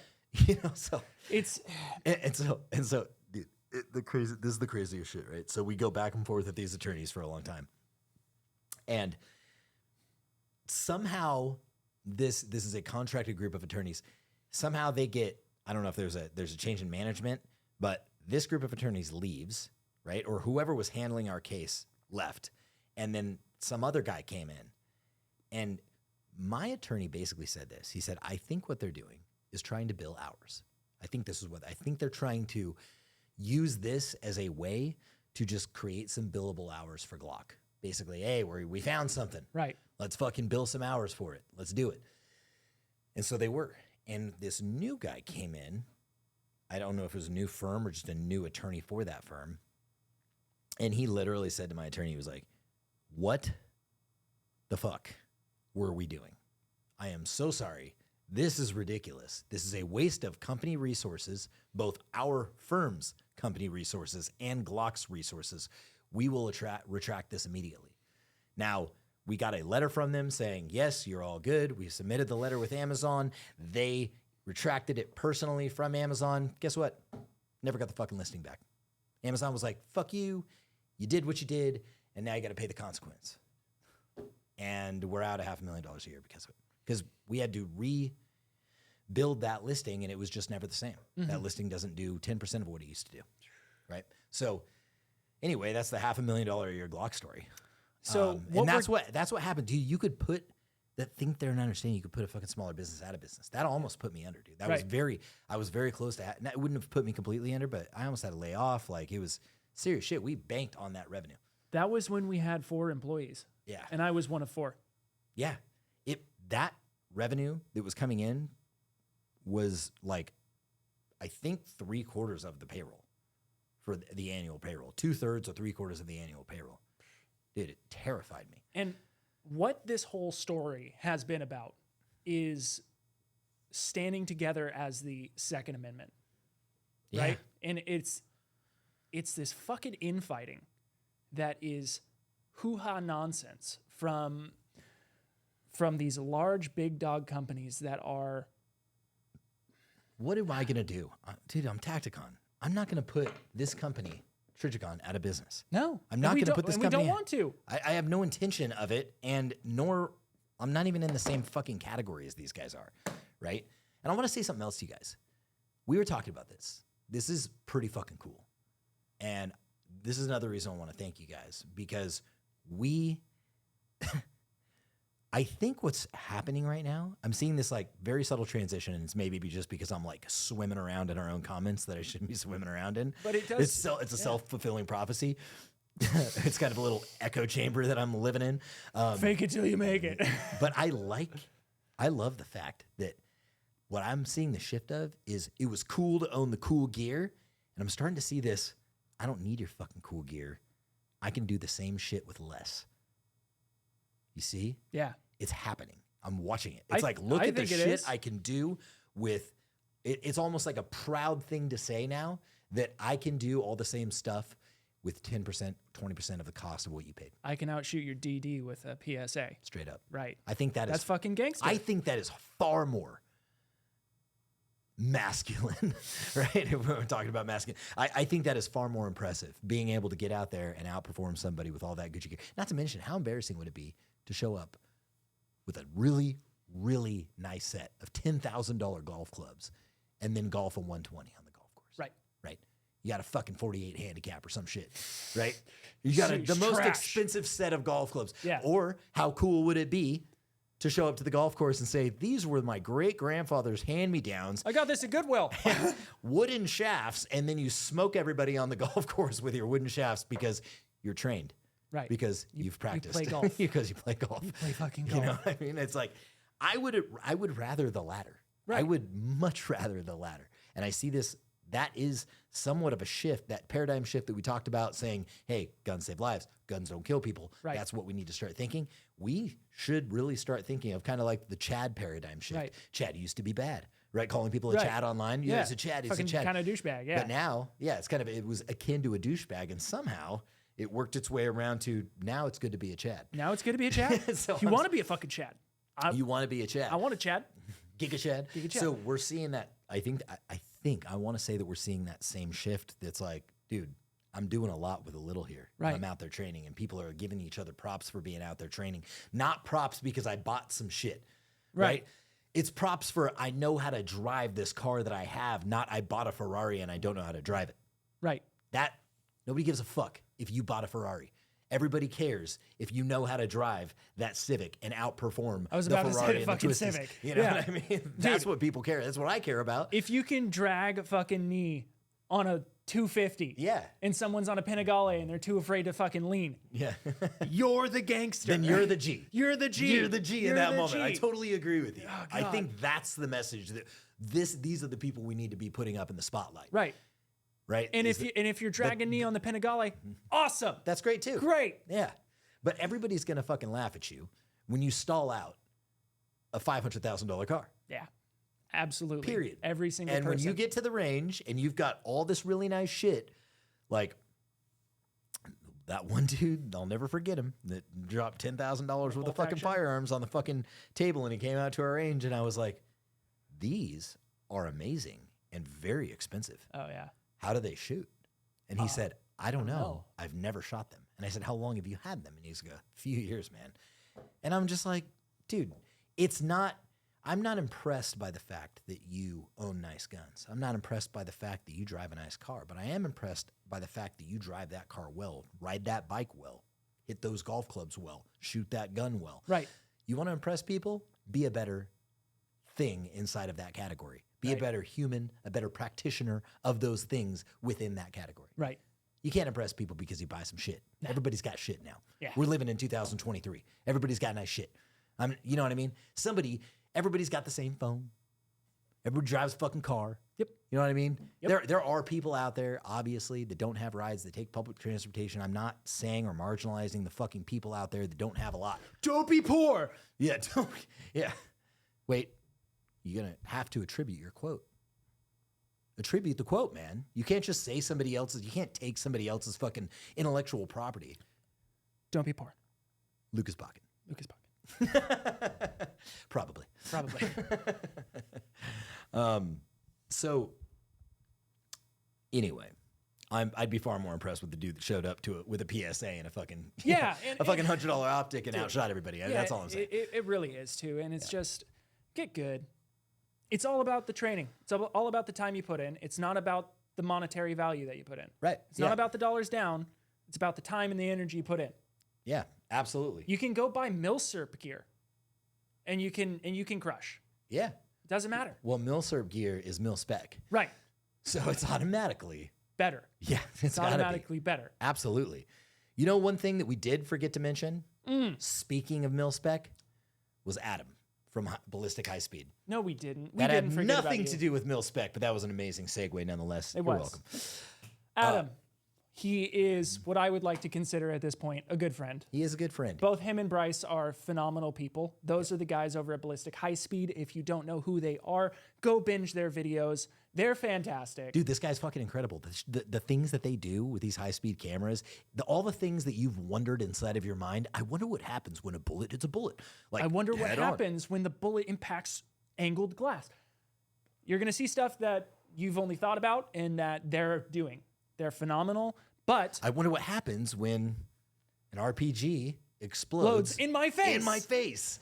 Which is what happened to our sweet boy Adam. Well, it is unfortunate that it happened, but fortunately, he is alive. Yeah. And he is doing good. I think it made him look better, to be honest. Yeah. It's not hard to do. You heard me, Adam. Not hard to do, buddy. But but here's the deal. Gave him a little facial, you know what I mean? Go over there. I'll leave a link in the description. Show those guys some love. Adam is facing some gnarly medical bills for his life being saved. And it would, talking about standing together. We're talking six-figure medical bills that are not being covered right now by the VA. He's a vet. He's a vet. He's solely covered under VA medical care. And as anybody out there who knows that's ever attempted to deal with VA, it is very, very difficult sometimes to get them to participate. Yeah. So I feel for him. Speaking of standing together as the 2A, let's stand together. Go watch their video because that helps because they're monetized. That will help give them money. Let it play in the background. Like, share, subscribe to their stuff. Dude. And also, go donate. Good. Yeah. Go donate. Or I don't know if they actually have they're selling the shirts. They have a pure donation as well. They have a pure donation we'll link it on their RPG video, and I'll link the donation, but also their bunker branding. Yeah. They're selling shirts. I think it's like Got Back Blast or something. Yep. You can buy that. You can get something back for your donation because that will help them as well. Yeah. But either way, go help those boys, especially Adam. We met him out for the first time out in San Antonio. It was a really interesting story because he was... You're such a prick for this. I know. Like, I just gotta be... Does he even know this? Adam? No, does he know what the details that I told you about what I thought before I found out that he was blown up a few weeks before? I don't think so. Okay, well, if you're listening to this, you might be. He's going to find out now. He watches our stuff, and we appreciate you. I appreciate you. Yeah. So this is interesting. I meet him. You got to meet him first. So when I came up, I got this very kind of like short introduction. I didn't get the long explanation of what happened. I had no idea that Adam had been blown up by this RPG in his video. And I most certainly didn't know that it happened 3 weeks prior to me shaking his hand at that event 2 weeks ago. 3 weeks ago. So here's what happened. This motherfucking trooper, I want to throw this in real quick. This motherfucking trooper gets blown up by an RPG, is knocked out for quite some time, spends a week in the 2 weeks in the hospital, 2 weeks in the hospital, gets out for 1 week, and then flies to fucking San Antonio for a range day. Yeah. It was pretty incredible. Savage. The dude's walking around. Yeah. Like 3rd-degree burns all over his fucking body. The right half of his face is paralyzed from nerve damage. Currently. It might come back. It should come back. I hope it doesn't. I know. Because that's the Adam I met. I know. That's the Adam. I didn't even see, I had heard of Ballistic High Speed, and I've seen a lot of their videos kind of cut into other things, but I had never seen him until we met him at that event. And that's the Adam I know. And I know for his own benefit and for his own health, I want that to come back. Absolutely. But I do want that to come back. But deep down inside, I hope he can, at least give me the old Adam back on command. Yeah. We're like, dude, can you just go back to the half smile? That was amazing. To the Forrest Whitaker for him. Forrest Whitaker. Anyways, continue with your meeting him. You get the short version. I get the short version. It was basically, hey, what's up? By the way, I'm a vet, and I'm a vet too, and I was blown up, and he didn't say it like that, but in so many things, I pieced together information that the guy was a veteran. He had also got blown up, and that's why he was walking kind of funny, couldn't shake my hand properly, and half of his face was paralyzed. And so I thought this stuff happened a long time ago, at which I was like, I kept forgetting, and I kept trying to shake his right hand. Now, on the very last night, before I really learned the whole story, I shook his hand again by accident, and I really did kind of grab it hard. And I was like, and he was like, oh, fuck, man. Really, like, not that hand. And I was like, come on, dude. You served what, like a decade ago? I've got friends that got blown up, and they're fine. I mean, they're not, but nothing hurts anymore. Everything's going to be okay. I mean, this is literally the first thought that went through my mind was, all right, are you kind of don't overplay it. Don't overplay it. Like everything's fine. It's been a decade. I'm sure everything's healed up. And again, I'm just being I should never have fucking thought that. Mind you, I'm just being candid, honest, and vulnerable in this fucking podcast and letting you know the thought that ran through my mind. And believe me, that shit is G-rated compared to the shit that I think about some people when I meet them for the first time. There are many thoughts that cross through my mind. You should have heard what he thought about me. I judge like a motherfucker, and then thanks to stoicism, I scale that shit back, and I become a better human being. Right. That is what I do. I've tried. I have become one with the spiritual universe. However, in this moment, I was like, come on, man. And I get outside to give them their treats because I brought them some treats. Some goodies. Some goodies, a little goodie bag with some stuff. And I was like, hey, let's go outside and chat for a minute, and I'm going to give you the stuff before you go. And I'm glad I did because he said something about, yeah, man, I'm just, after getting out of the hospital last week. And I was like, what? Wait, hold on. Scale back. And he goes, oh, yeah, dude, I was discharged a week ago. I was like, whoa, what happened? He goes, I got blown up with an RPG. I was like, I thought you were in the military a long time ago. He goes, no, I was. I was shooting an RPG 3 weeks ago, and it blew up in my face. And I was like, what are you doing here right now? And he was like, oh, dude, we really wanted to come to this, and we wanted to be a part of the fall. I was like, you are a fucking animal, dude. Dude, animal. You were blown up. And he was like, dude, let me show you something. And he shows me this video. And like, I couldn't believe my eyes. You guys can actually see the video now if you... Yeah. You can, right? Yeah. You have to get on their Patreon, or is it No, it's actual footage of the videos? You can see the footage. Yeah, it's on YouTube. So... Jake is the guy that Bryce is talking about in the Unsub podcast when he's like, I showed this to another guy who was a vet. Oh, okay. Yeah. Okay, cool. So he didn't want to out you. He didn't want to out me. No. So we... And he did ask me. He was like, hey, are you okay with seeing this? He was very respectful. Are you okay with seeing this? Because this is hard to watch. And I was like, dude, I've seen it all. I fucking wake up, drink my coffee, take a shit, and go on and watch people die TV. Right? So, except this was hard to watch. It's hard. It's hard, especially because I knew him. It had just happened. It was recent. The wounds were fresh. This dude had 3rd-degree burns on his fucking hands. It's jerky. That is why when I shook his hand, like I try to do. Such a dick. And he goes, ow. Well, yeah, because your skin is falling off your body. Yeah. So I'm sorry. And I mean that from the bottom of my heart. But that's the last nice thing I'm ever going to say. And for those of you wondering why we're such pricks, we talk to him on a regular basis. We talk to him on a regular basis. And he eats crayons. He is a Marine, right? I think so. I'm pretty sure. Was he? I think so. thought he was. They don't Army. send the army to Somalia. Whatever. As far as I'm concerned, you're a crayon eater, Adam.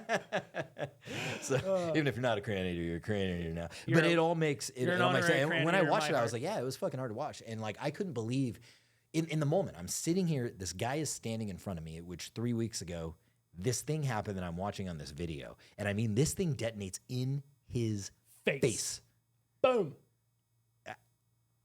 It was by sheer they give a full really It's just compelling go watch their video. breakdown. It's fucking phenomenal. I can't do it justice here because Bryce he's just incredibly intelligent. He's a dude. great storyteller too. He is a great storyteller. The dude can break down a fucking story.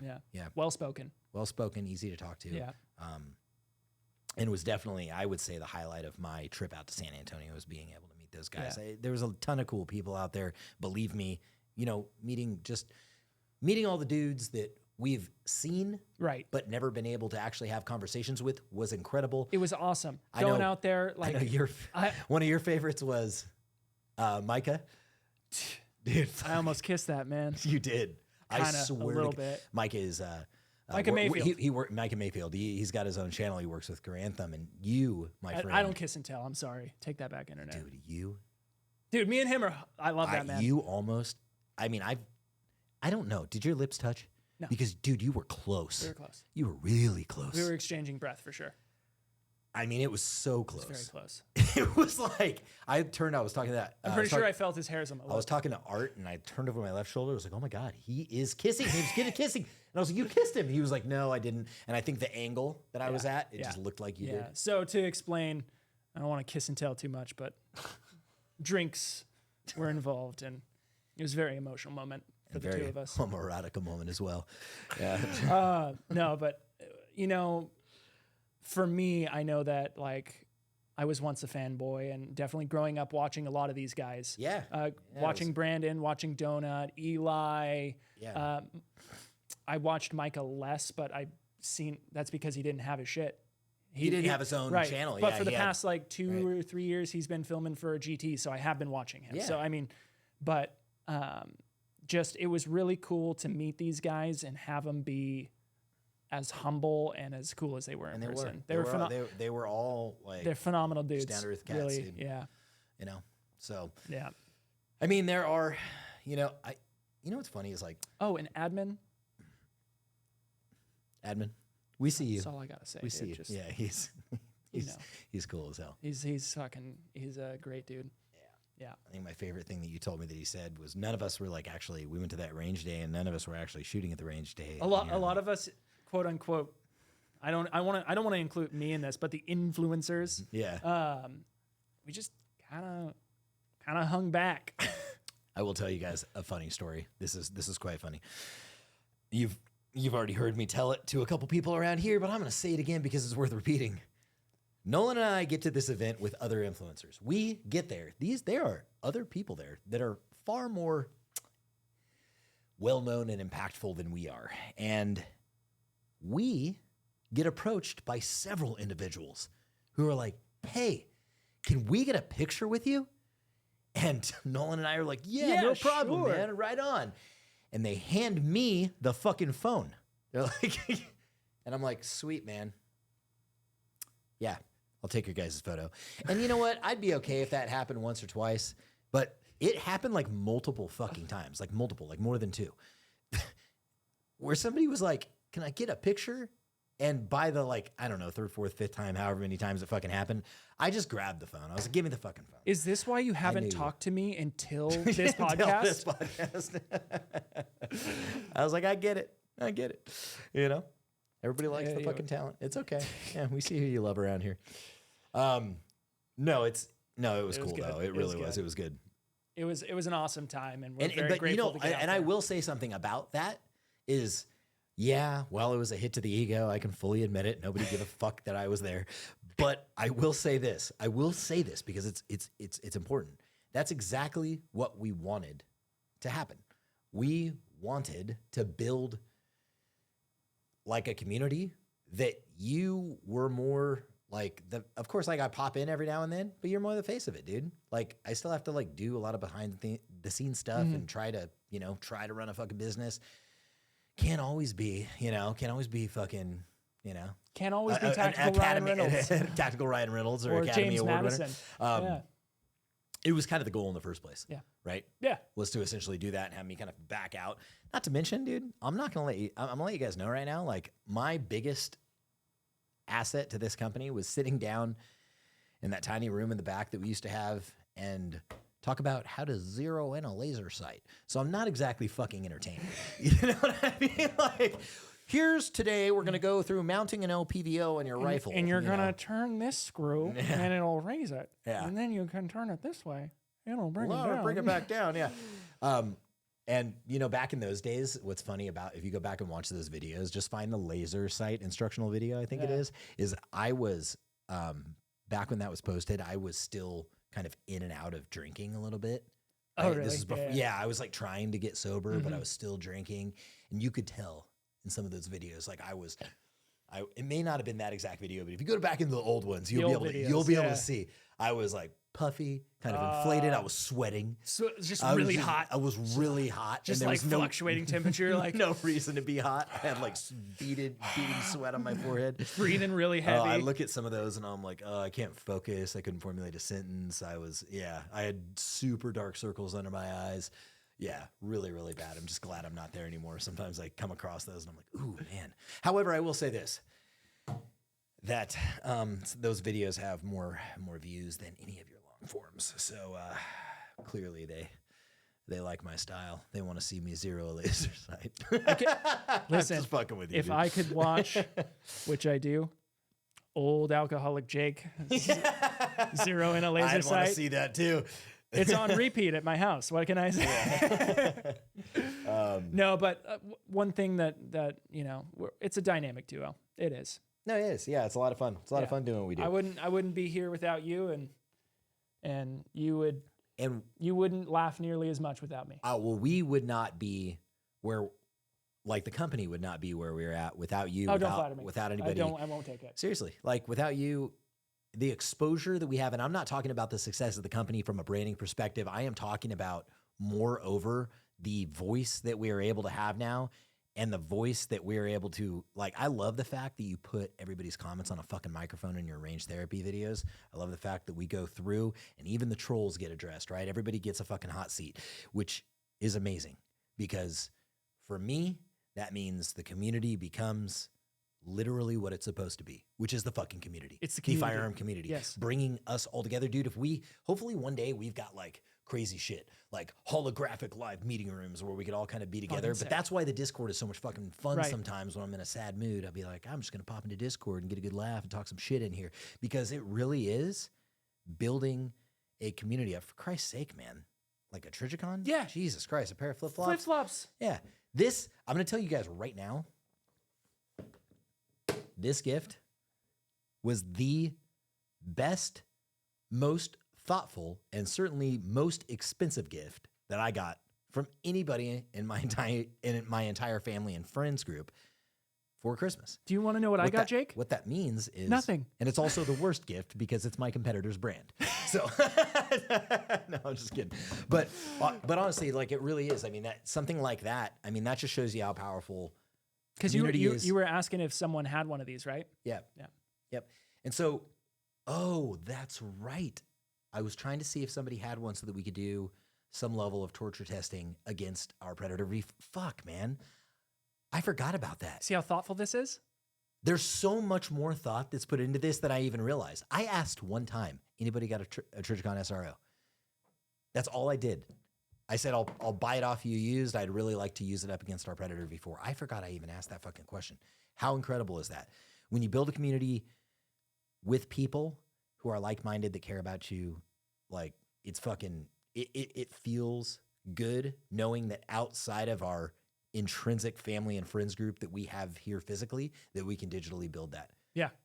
Dude, I'm telling you, it feels good. It does. And for anybody that feels fucking alone, right? Which can happen for a lot of us, like genuinely feel alone. That is a shitty place to be. It is one of the worst feelings ever. It can lead into supreme depression, alcoholism, self-pity. Yeah. Ask me how I fucking know. You know what I mean? And so it's really cool that people are able to go here and immediately be just a fucking part of something really cool. That's it. I mean, Everybody that's all- you know what I mean? ages from 18 to 45 are the militia. Wait, hold on. No, everybody. 45. Wait, I'm off track. No, sure. No, but it really is the Second Amendment community. Yeah. We're a community of people who practice and work on empowering the Second Amendment, which is a life-saving amendment. Yeah, and it in so many different ways too. Like It is. there are so many different people doing so many different things. They may be dry firing and training in their backyard and then sharing videos of them doing so, or they might just be like sharing their kit, or I've got one of these and I don't need it anymore. And Whiskey Romeo in that group, Liam, is one of the most selfless dudes that I've Lovely. met. He's just a really good, like a solid fucking human. Dude. Autism, same thing. Yeah. This dude will like Almost all of them. shirt off his fucking back. I can go on and on and on, but Yeah. really, like some of these guys, the things that they do, it like makes you wonder, like, why the fuck can't we all just operate like this? Right. Inside of this community, we are not all in competition with one another. We're here to build each other up. And having said that, there was a guy that you wanted to shout out. I think his name was Battlecock. Yes. So something that Jake and I have been talking about that we want to do is we want to bring up a creator or someone in the space, whether it's content, whether they're making a product or something like that, and use potentially and hopefully what we have built, whether however small or large it is, and bring attention to them because we are a community. Yeah, it's super important. Yeah, and one of those people we've talked about him before is Mad Minute Tactician's goal. He's trying to hit 10K on Instagram before the year is up. You can find him down in the comments. We'll go ahead and get that. He's a good dude preaching a good message. He wants to. His whole thing is being a dangerous man and building back the family unit. This goes for any of you guys too. If you ever thought about creating in the gun community or you ever wanted to be a part of it, like we'd be happy to help. We'd be happy to send you products. I mean, dude, I've sent products to guys with 7 followers, guys with 7 million followers. Like we send products to fucking everybody. If you wanted to, or if you just wanted if you wanted to bounce some ideas, like if you were like, hey, I'm going to get in the Discord We're group. not unapproachable. Dude, promise you. If you're like, hey, what camera settings do you use? What cameras do you use? How do you do this? How do you do that? There are no trade secrets so far as I'm concerned. I don't give a shit. And I just want to be clear about this. We are sometimes terrible at responding. It's not a personal thing. Yeah, it's not. Do you know how often Jake and I don't respond to each other? All the time. All the time. Yeah. But anyways, I just wanted to shout out Mad Minute one more time. But Battlecock, I've been following him on Twitter for quite some time. It's Battlecock Actual. This motherfucker makes some phenomenal Glock framework. Yeah. This guy, like, it is chef's kiss. It is. It's amazing. phenomenal. He does it all by hand. This fucking guy. And we are not one to we are not ones who particularly enjoy somebody holding up a gun in a photo. I've made a piece of content making fun of people that hold up guns and turn them around, but jerking off their firearms. But it is okay for this man because of his art. Yeah, because he makes everything he's holding in his videos. Yeah, which is phenomenal. It is. He's a champ. I was even asking. I was like, "Oh, that's crazy." He put this like rubber-looking sleeve on it, and you were like, "No, dude, that is part of the gun." Yeah, he literally soldered it out of the gun to make it look like he that. He dremelled it out. He soldered it. He Cerakote. Dude, it's incredible. It looks so good. Some of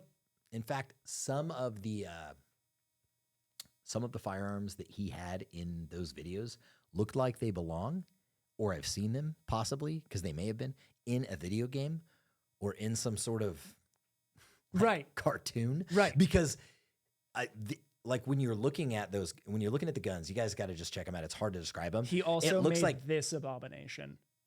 The fucking extra long handle. Extra long handle. Yeah.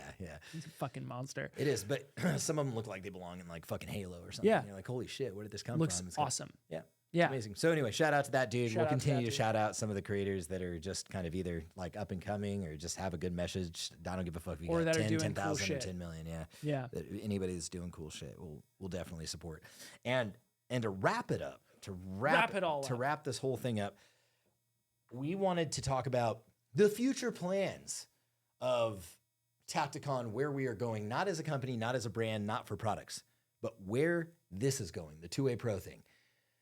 2A Pro as an organization, as a community, to be able to change the narrative about guns being bad, assisting the community that's up and coming, that's going to be getting into guns. You can't do anything about any of the humans out there right now that have already made up their mind about hating guns and hating the Second Amendment. There's not a lot you can do. Maybe. As previously spoke of the guy that I still haven't looked up his name yet, but will be in this podcast. Oh, right. Yeah. Yeah. The dude that was converting KKK members back into society. Exactly. So it is possible. It is possible. And I think the way that we do that, there's, well, two ways. One is to get the youth from a young age, before they are indoctrinated by the media and basically brainwashed, essentially, to think guns are bad, guns are scary, guns are terrifying. They're meant for the military. They kill people. Is get them into an environment where they can appreciate tactics. They can appreciate not just the importance and the significance of what they mean to our freedom, but the fun that can happen behind them. Because a lot of what we talk about is like very serious. Oh, well, preserving freedoms. We're not going to lie. Shooting guns is fun. Doing what we do is fun. As fuck. It's a fucking blast, right? So if we can get behind that and kind of gamify it for the younger kids, even if it's like CQB in your house with Nerf guns, right? Getting them into airsoft one day, slowly rolling that into some static flat range shooting, and then getting them into dynamic shooting. I mean, these are the things that we could participate in with this group coming up, with this like group of youngsters that are coming up, that their only experience and interaction with a firearm is typically from Call of Duty. And then video games or the news and exactly. So they're getting it from Call of Duty, right? And they're like, oh, cool, yeah, guns, military, kills people. And then they hear from the news, guns, kill people, right? Kill people bad. Yeah. And that's essentially all they're getting. But if they get more than that, if we can all go out and do our part, and that's why you and I are talking today about potentially putting like a training like facility together that's like this big mount. We buy the land, we put up a kill house, we put up a range, and then should we call it a fun house instead of a kill house? Yeah, it'd just be fun house. It's a fun house. I like it. Right. I like it. And the whole thing, I would hope one day could be kind of a not-for-profit. And why would it be not-for-profit? What's so philanthropic about going out and shooting guns? Well, everything. There's everything philanthropic about going out and training, and about becoming a part of the militia that is going to protect the freedoms that will hopefully keep the United States intact for the remainder of our generation's lives to come. Right. I can only dream. Right. And along that, because that hits such a core, right? But, you know, one thing that you see, or that I have seen a lot, is people going, these crazy gun nuts, right? Mm-hmm. Specifically from the left side of politics, these crazy gun nuts. You're so obsessed with guns. Why are you so obsessed with guns? I think back to constantly, because a gun can be put in a mother or daughter's hands and protect them from a rapist. Yeah. That's why I'm crazy about guns. And they can protect them from an assailant with a second-degree black belt. They can protect them from a UFC fighter. A 350-pound man. Yeah. The invisible man. Literally. Whoever it is. Yeah, because a gun is the ultimate equalizer. It is. It is the ultimate equalizer. Because when your children are left at home and they're brought up responsibly, as we have seen in news articles of like 14-year-old kids who are able to defend their home and defend their lives with their dad's gun. Yeah. How many times have you met somebody who doesn't like guns? It's happened to me quite a few times. And they're like, I don't like them. Well, have you shot one? No. No. Do you own one? No. No. Then how the fuck would you ever assume that you wouldn't like a gun? Because they're scary. Yeah. Yeah, so many. I lived in LA. And watch the terror on people's faces when they walk into a room and there's a gun sitting on the counter, when they're not, like the gun's going to do something, like it's going to go off, like it's going to shoot them. Yep. It's amazing to me to watch the fear that is in somebody's fucking, in somebody's eyes when they're around a firearm and it's completely inanimate. Yeah. And it's unloaded and the slide's locked to the rear. There's no ammunition inside of it. Dude. Just afraid to touch it. And I'm not making fun of these people. Right. This is what's happening is it's exactly what you and I were talking about before. This is a conditioned response to a firearm from a very, very young age. Yes. That's bad. It does scary, nothing but kill can people. hurt It's people. fucking scary. Yeah. And it's a terrifying weapon, an instrument of war. It's an instrument of death. It's an instrument of death, right? Yeah. And so, which still, according to studies found, more people's lives are saved by a firearm every year. this is true. This is true. More firearms are saved more by lives. More firearms are saved by lives every year. Every year. That is a fact. You can quote me. Jacob Dines. Jacob Dines. Probably. Allegedly. But I think that's, so for those out there that have trained, that have owned a firearm, and that have made the switch and say, no, never again, I'm not going to own a firearm, I'm not going to train anymore, that's absolutely ridiculous, I hate these things, there's nothing that you're probably ever going to do for those individuals. But for the ones that say, I don't like guns, why? Right. I've never shot one. Right. To those of you out there, we ask, come with me. Just come on down. Yeah, come on. Right? Come on down. We'll take you out. We'll take you out. Ammo's on me.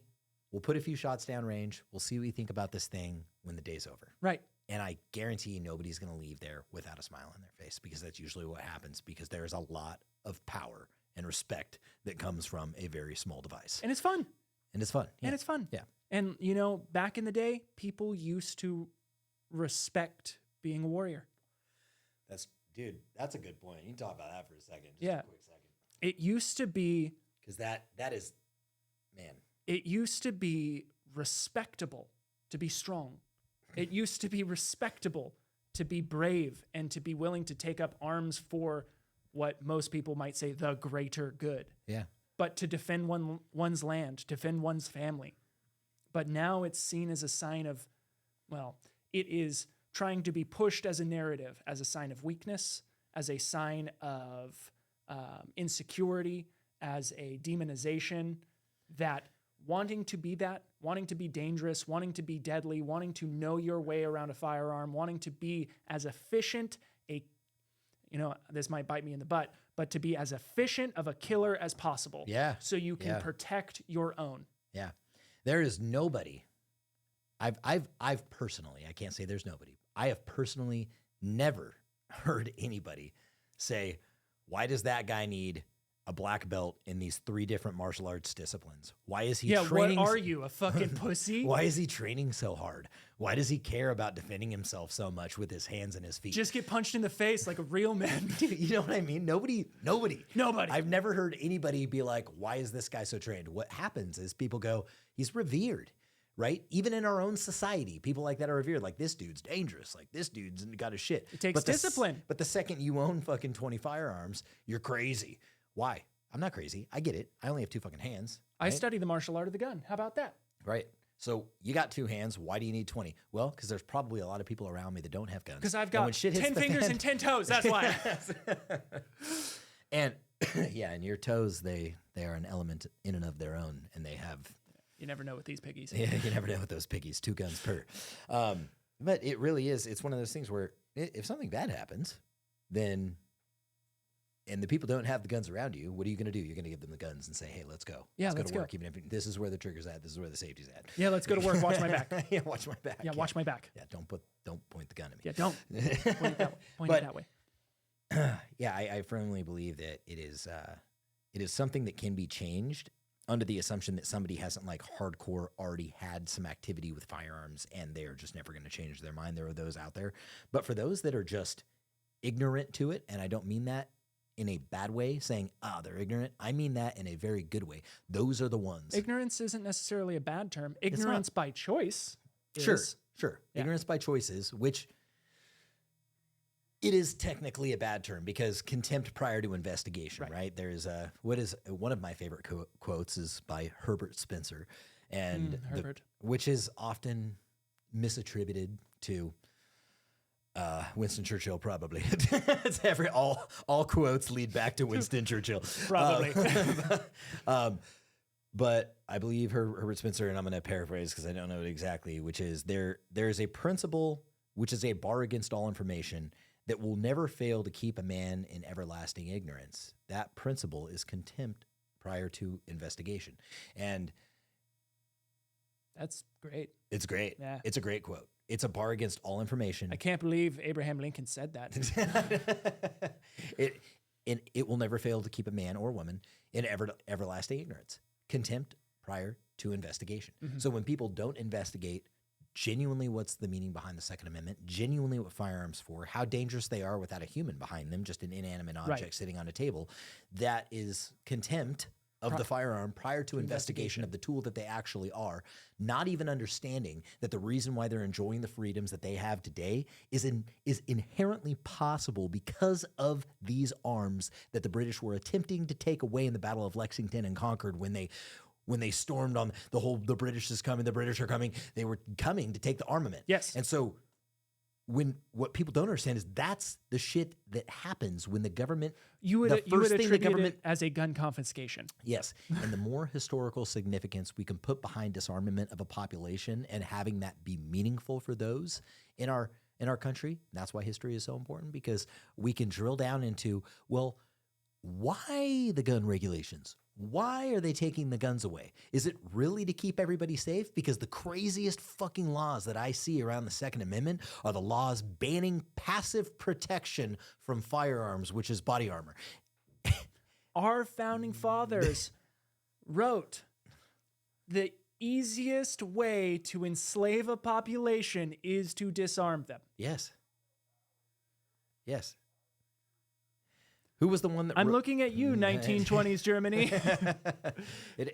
If we can wrap our minds around that, then we should start asking questions of why are they trying to take away passive body armor protection, and what their answer is for those that are trying to take it away. Now, this is the overarching answer, which is essentially, I'll give you the real answer. The real fucking answer is they're virtue signaling. Politicians virtue signal. They know that it's not going to make a fucking difference. Canceling the ability to procure body armor for your own passive protection is the only thing that does is virtue signaling to your constituents that, look, I'm creating regulation that will help and aid in gun control, because now criminals won't be able to put body armor on and go commit crimes and get shot by the police and not die and then continue to, kill more people. What's actually happening, if we really think about this, is no criminal who's about to go out and commit murder is going to think to himself, I should probably not put this piece of armor on because it's illegal whilst I go commit this murder.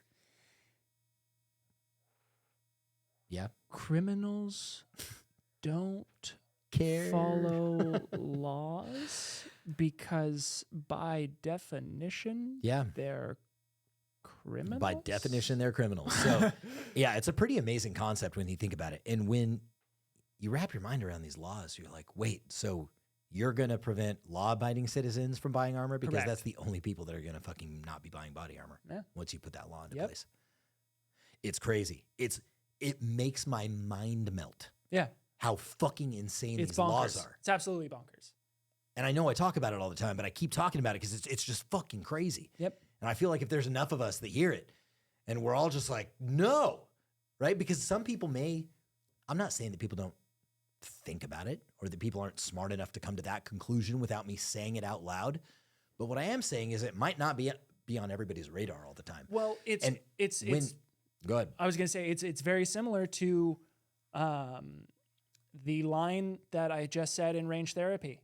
Yeah. Those who are trying to make you weaker are probably trying to kill you. Yeah. And most of you probably know that, but like hearing it, you go, oh, you're right. Dude, honestly, I'm not going to lie to you. Sometimes I lose sight of that, and then I see a video or a thing that you do or we talk about in this podcast, and it is a staunch reminder that, that's probably what's happening. We should keep that on the forefront of our minds, that not everybody is out for our best interest as Americans. Right. Not everyone is. And as an entity of the government, I feel like Trump when I do this little thing with my hands. Billions. As a government entity, most people are selfish. Most things are selfish. Companies are inherently selfish. Humans, governments, institutions are inherently selfish because we all, what's in it for me? What's in it for me?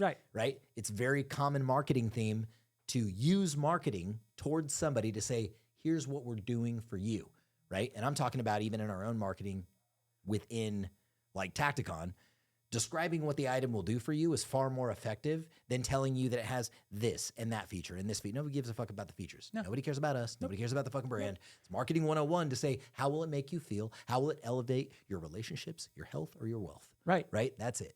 And so... Why do you think boner pills are so popular? Yeah, exactly. Hey, I'll give you this pill. It'll make your dick bigger. Oh! Yeah, no shit. So if we have that, if we kind of dive into the psychology of it from a standpoint of they don't care about you for the most part. I think we can all understand that, but it's being reminded of that is going to keep us fucking healthy and alive and the freedoms being preserved, in my opinion. Well, I mean, we can break it down to even smaller level, right? Because people like to constantly think, oh, the government has our best interest at heart. I have a question for you. Man, woman, child, whoever is watching, dog perhaps, cockroach. The guy in the next neighborhood over, do you know him? Do you give a shit about what he does? No. Yeah, that's a good point. If the man two neighborhoods over, puts a gun in his mouth, blows his brains out, takes too many pills, cheats on his wife, whatever it is, do you care? No. Maybe you might feel kind of empathetic that he took his life. Yeah, of course. But like, we're not gonna, But let's not. You're not gonna here. You're not gonna hear the news and it'll ruin your day. No, you're gonna be like, oh well. Yeah, sucks. When you see protesters on a bridge, and you're like, oh, that's stupid. They're dumb, but you weren't involved in it. Doesn't matter to you. Right. Now let's take that to a grander scale. Do you think these people that are writing laws on how you should live your life care about you? That's so true, dude. They tell you you can't cross the street unless it's where they tell you can. Yeah, that's the fucking truth. Now base every thought you have of the government based off that. They don't trust you to cross the road. Yeah. Here's the deal. Is what they will tell you is shit like this, right? And man, sometimes we do get political, but you have to. It's all tied in together. It's all interwoven. What they will tell you is you have to put on your seatbelt because they care about your security. Well, I will say this. A lot of the logic behind that is if you don't wear a seatbelt or don't cross the road in the right place, you get hit by a car or get ejected from your vehicle, then you will be tying up resources for hospitals. Now, if the government were to be paying for the hospitals and all of our medical care, I can see that. Like, hey, look, we've got to foot the bill on your fucking medical, so wear a fucking seatbelt. But that is not the case. Nope. That is not the case even in the fucking slightest. Nope. What is happening right now, as we all know with fucking Obamacare, is that you, the very healthy young man that you are footing the bill for the unhealthy ones. Correct. That decided not to have medical insurance and go get medical insurance once they already got sick because they're allowed to fucking do that now. Okay, that's all I'll say about that without going down that fucking healthcare rabbit hole. But so the point is, if we have to fucking pay the bill anyway, then we cannot wear a fucking seatbelt if we don't want to. Well, here's the thing with that. Make me wear a fucking most seatbelt. Most laws are revenue generators. Let's be honest. Yeah. They're revenue generators. What's the difference between me going 70 and 75? I saw something really cool about that, actually. Really? Yeah. Are you about to fucking blow my thing out of the water here? Yeah. Sick. It's really interesting.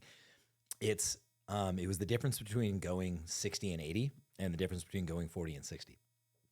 While you don't think that there's a whole lot happening there, what's actually happening between or 45 and I believe it was 40 and 60, 60 and 70, 45 and 60 and 60 and 75, I think is what it was.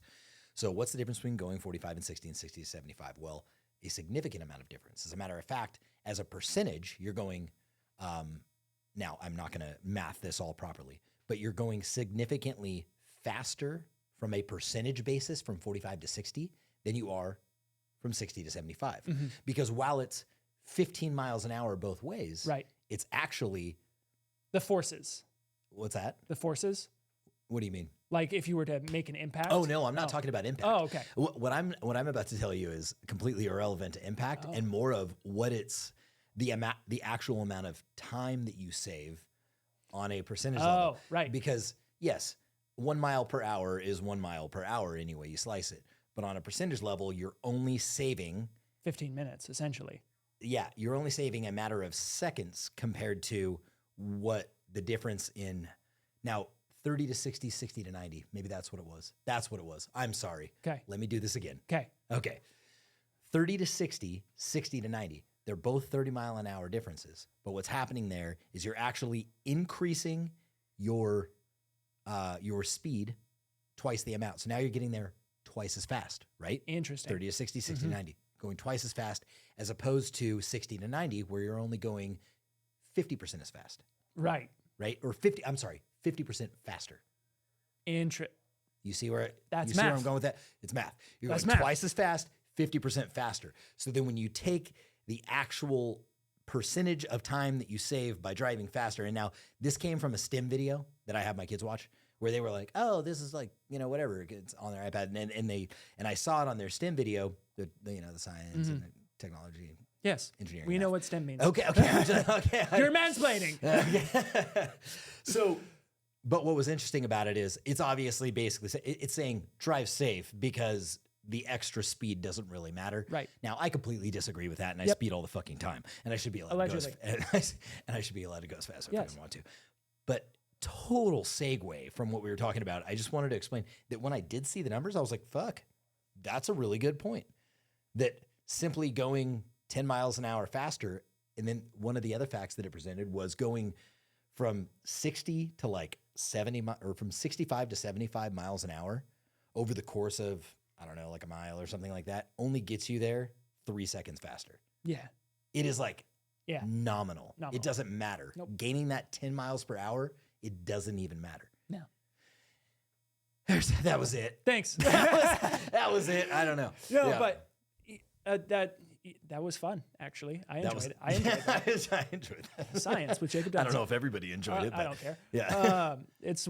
We're 2 hours and 20 minutes in. Jesus Christ, it's a long But- time. Nobody's listening anyway. Adam is. Adam I is. know you're there.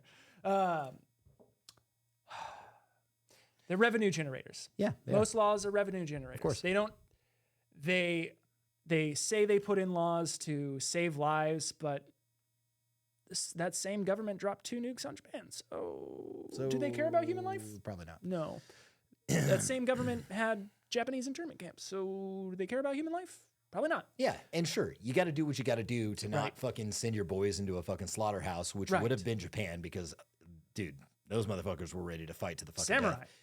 death. They were literally like during World War II, they militarized everybody. The imperial nation of Japan. Yes. Really? Did they? Did they? I mean, they militarized every human being was militarized. That would have been such a tremendous loss. That would have not been a fun house. That would have That would- definitely been a kill house. Yeah, I mean, it was said.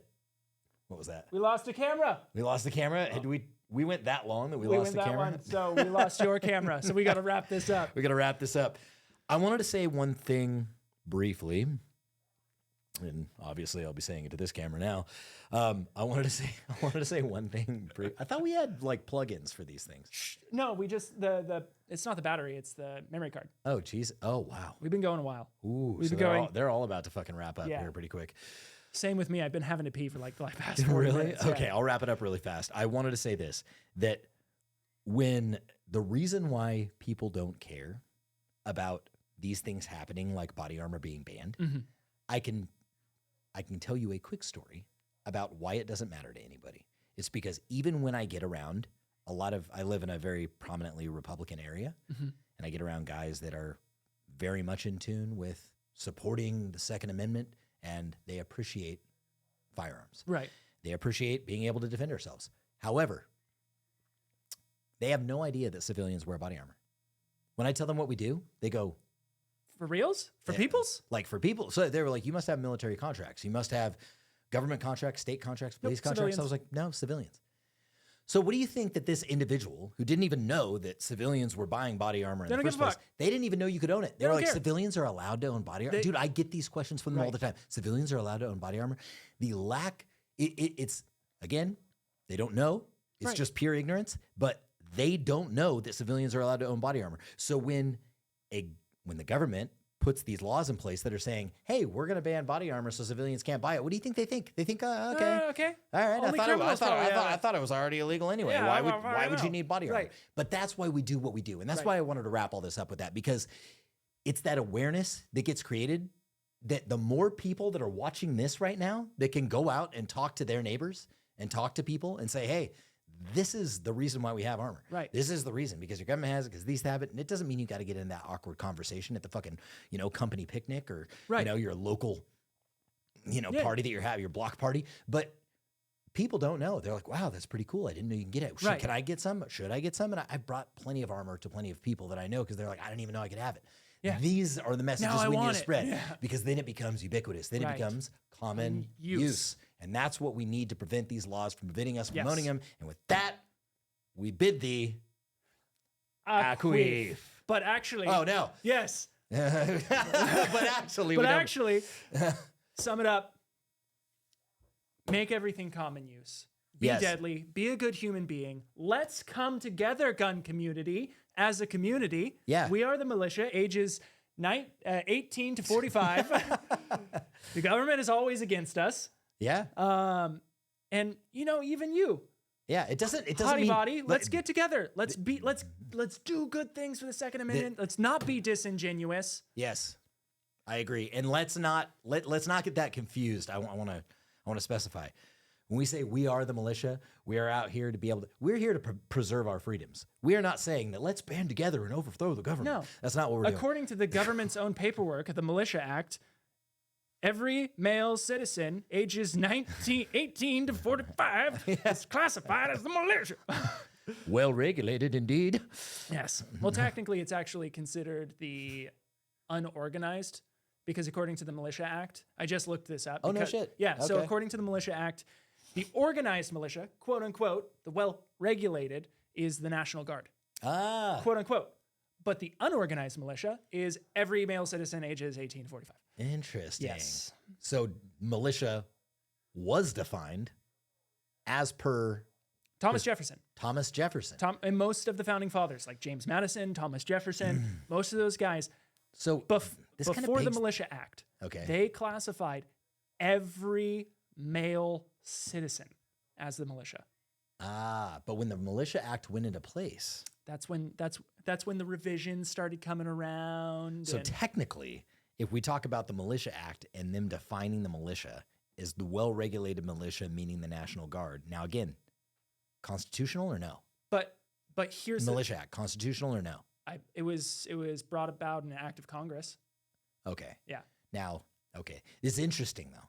This is interesting because it kind of changes everything. It kind of does, but it kind of doesn't. And here's why.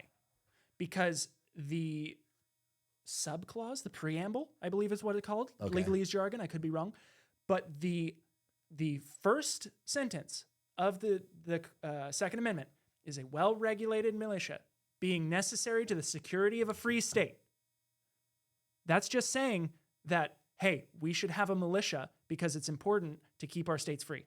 Right. That is what that says if you're an idiot and can't understand things. Right. Hate to bag on you, but there it is. Right. Then the second one goes, the right, Right of the people. It doesn't say the right of the militia. Right. It doesn't say only the militia is allowed. Right. It says the right of the people. Right. And that was just the video that you and I did on Yes. that, which was like, They kinda well, what if fucked they that up. confuse the militia In the state. in the state? Yeah. Well, let's throw in people too, because you can't fuck that up. You can't It's fuck the right of the people to keep and bear arms. I mean, it says it in one sentence. So where are we missing the fucking? If I'm correct, the only other one is the First Amendment that says it's the people's right. Yeah.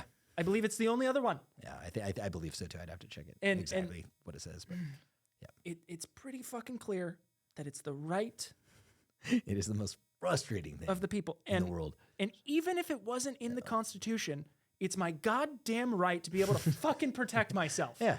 With or without your laws or By your any constitution. means I feel necessary. Even without a constitution, it is anybody's right to protect themselves in any country without a constitution. Yes.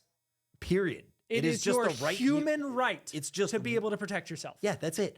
This is inarguable, inalienable. It is your It is- fucking right. That's as why a- they said it doesn't matter who you are, inalienable. Doesn't matter who you are. It is a right. It is not to be segregated. It is not to be passed out to only a select few. These are rights that come inherently with us as human beings, just as it comes in the animal kingdom. In the formal animal kingdom, it is the right of a predator or a prey to bear fangs so that they can protect themselves against another predator or prey. They don't have to argue about whether or not they're allowed to use their fucking claws. Like, I should be able to defend myself, but I guess I'm just going to let this fucking bear No, we're just going to take attack. away your fucking claws.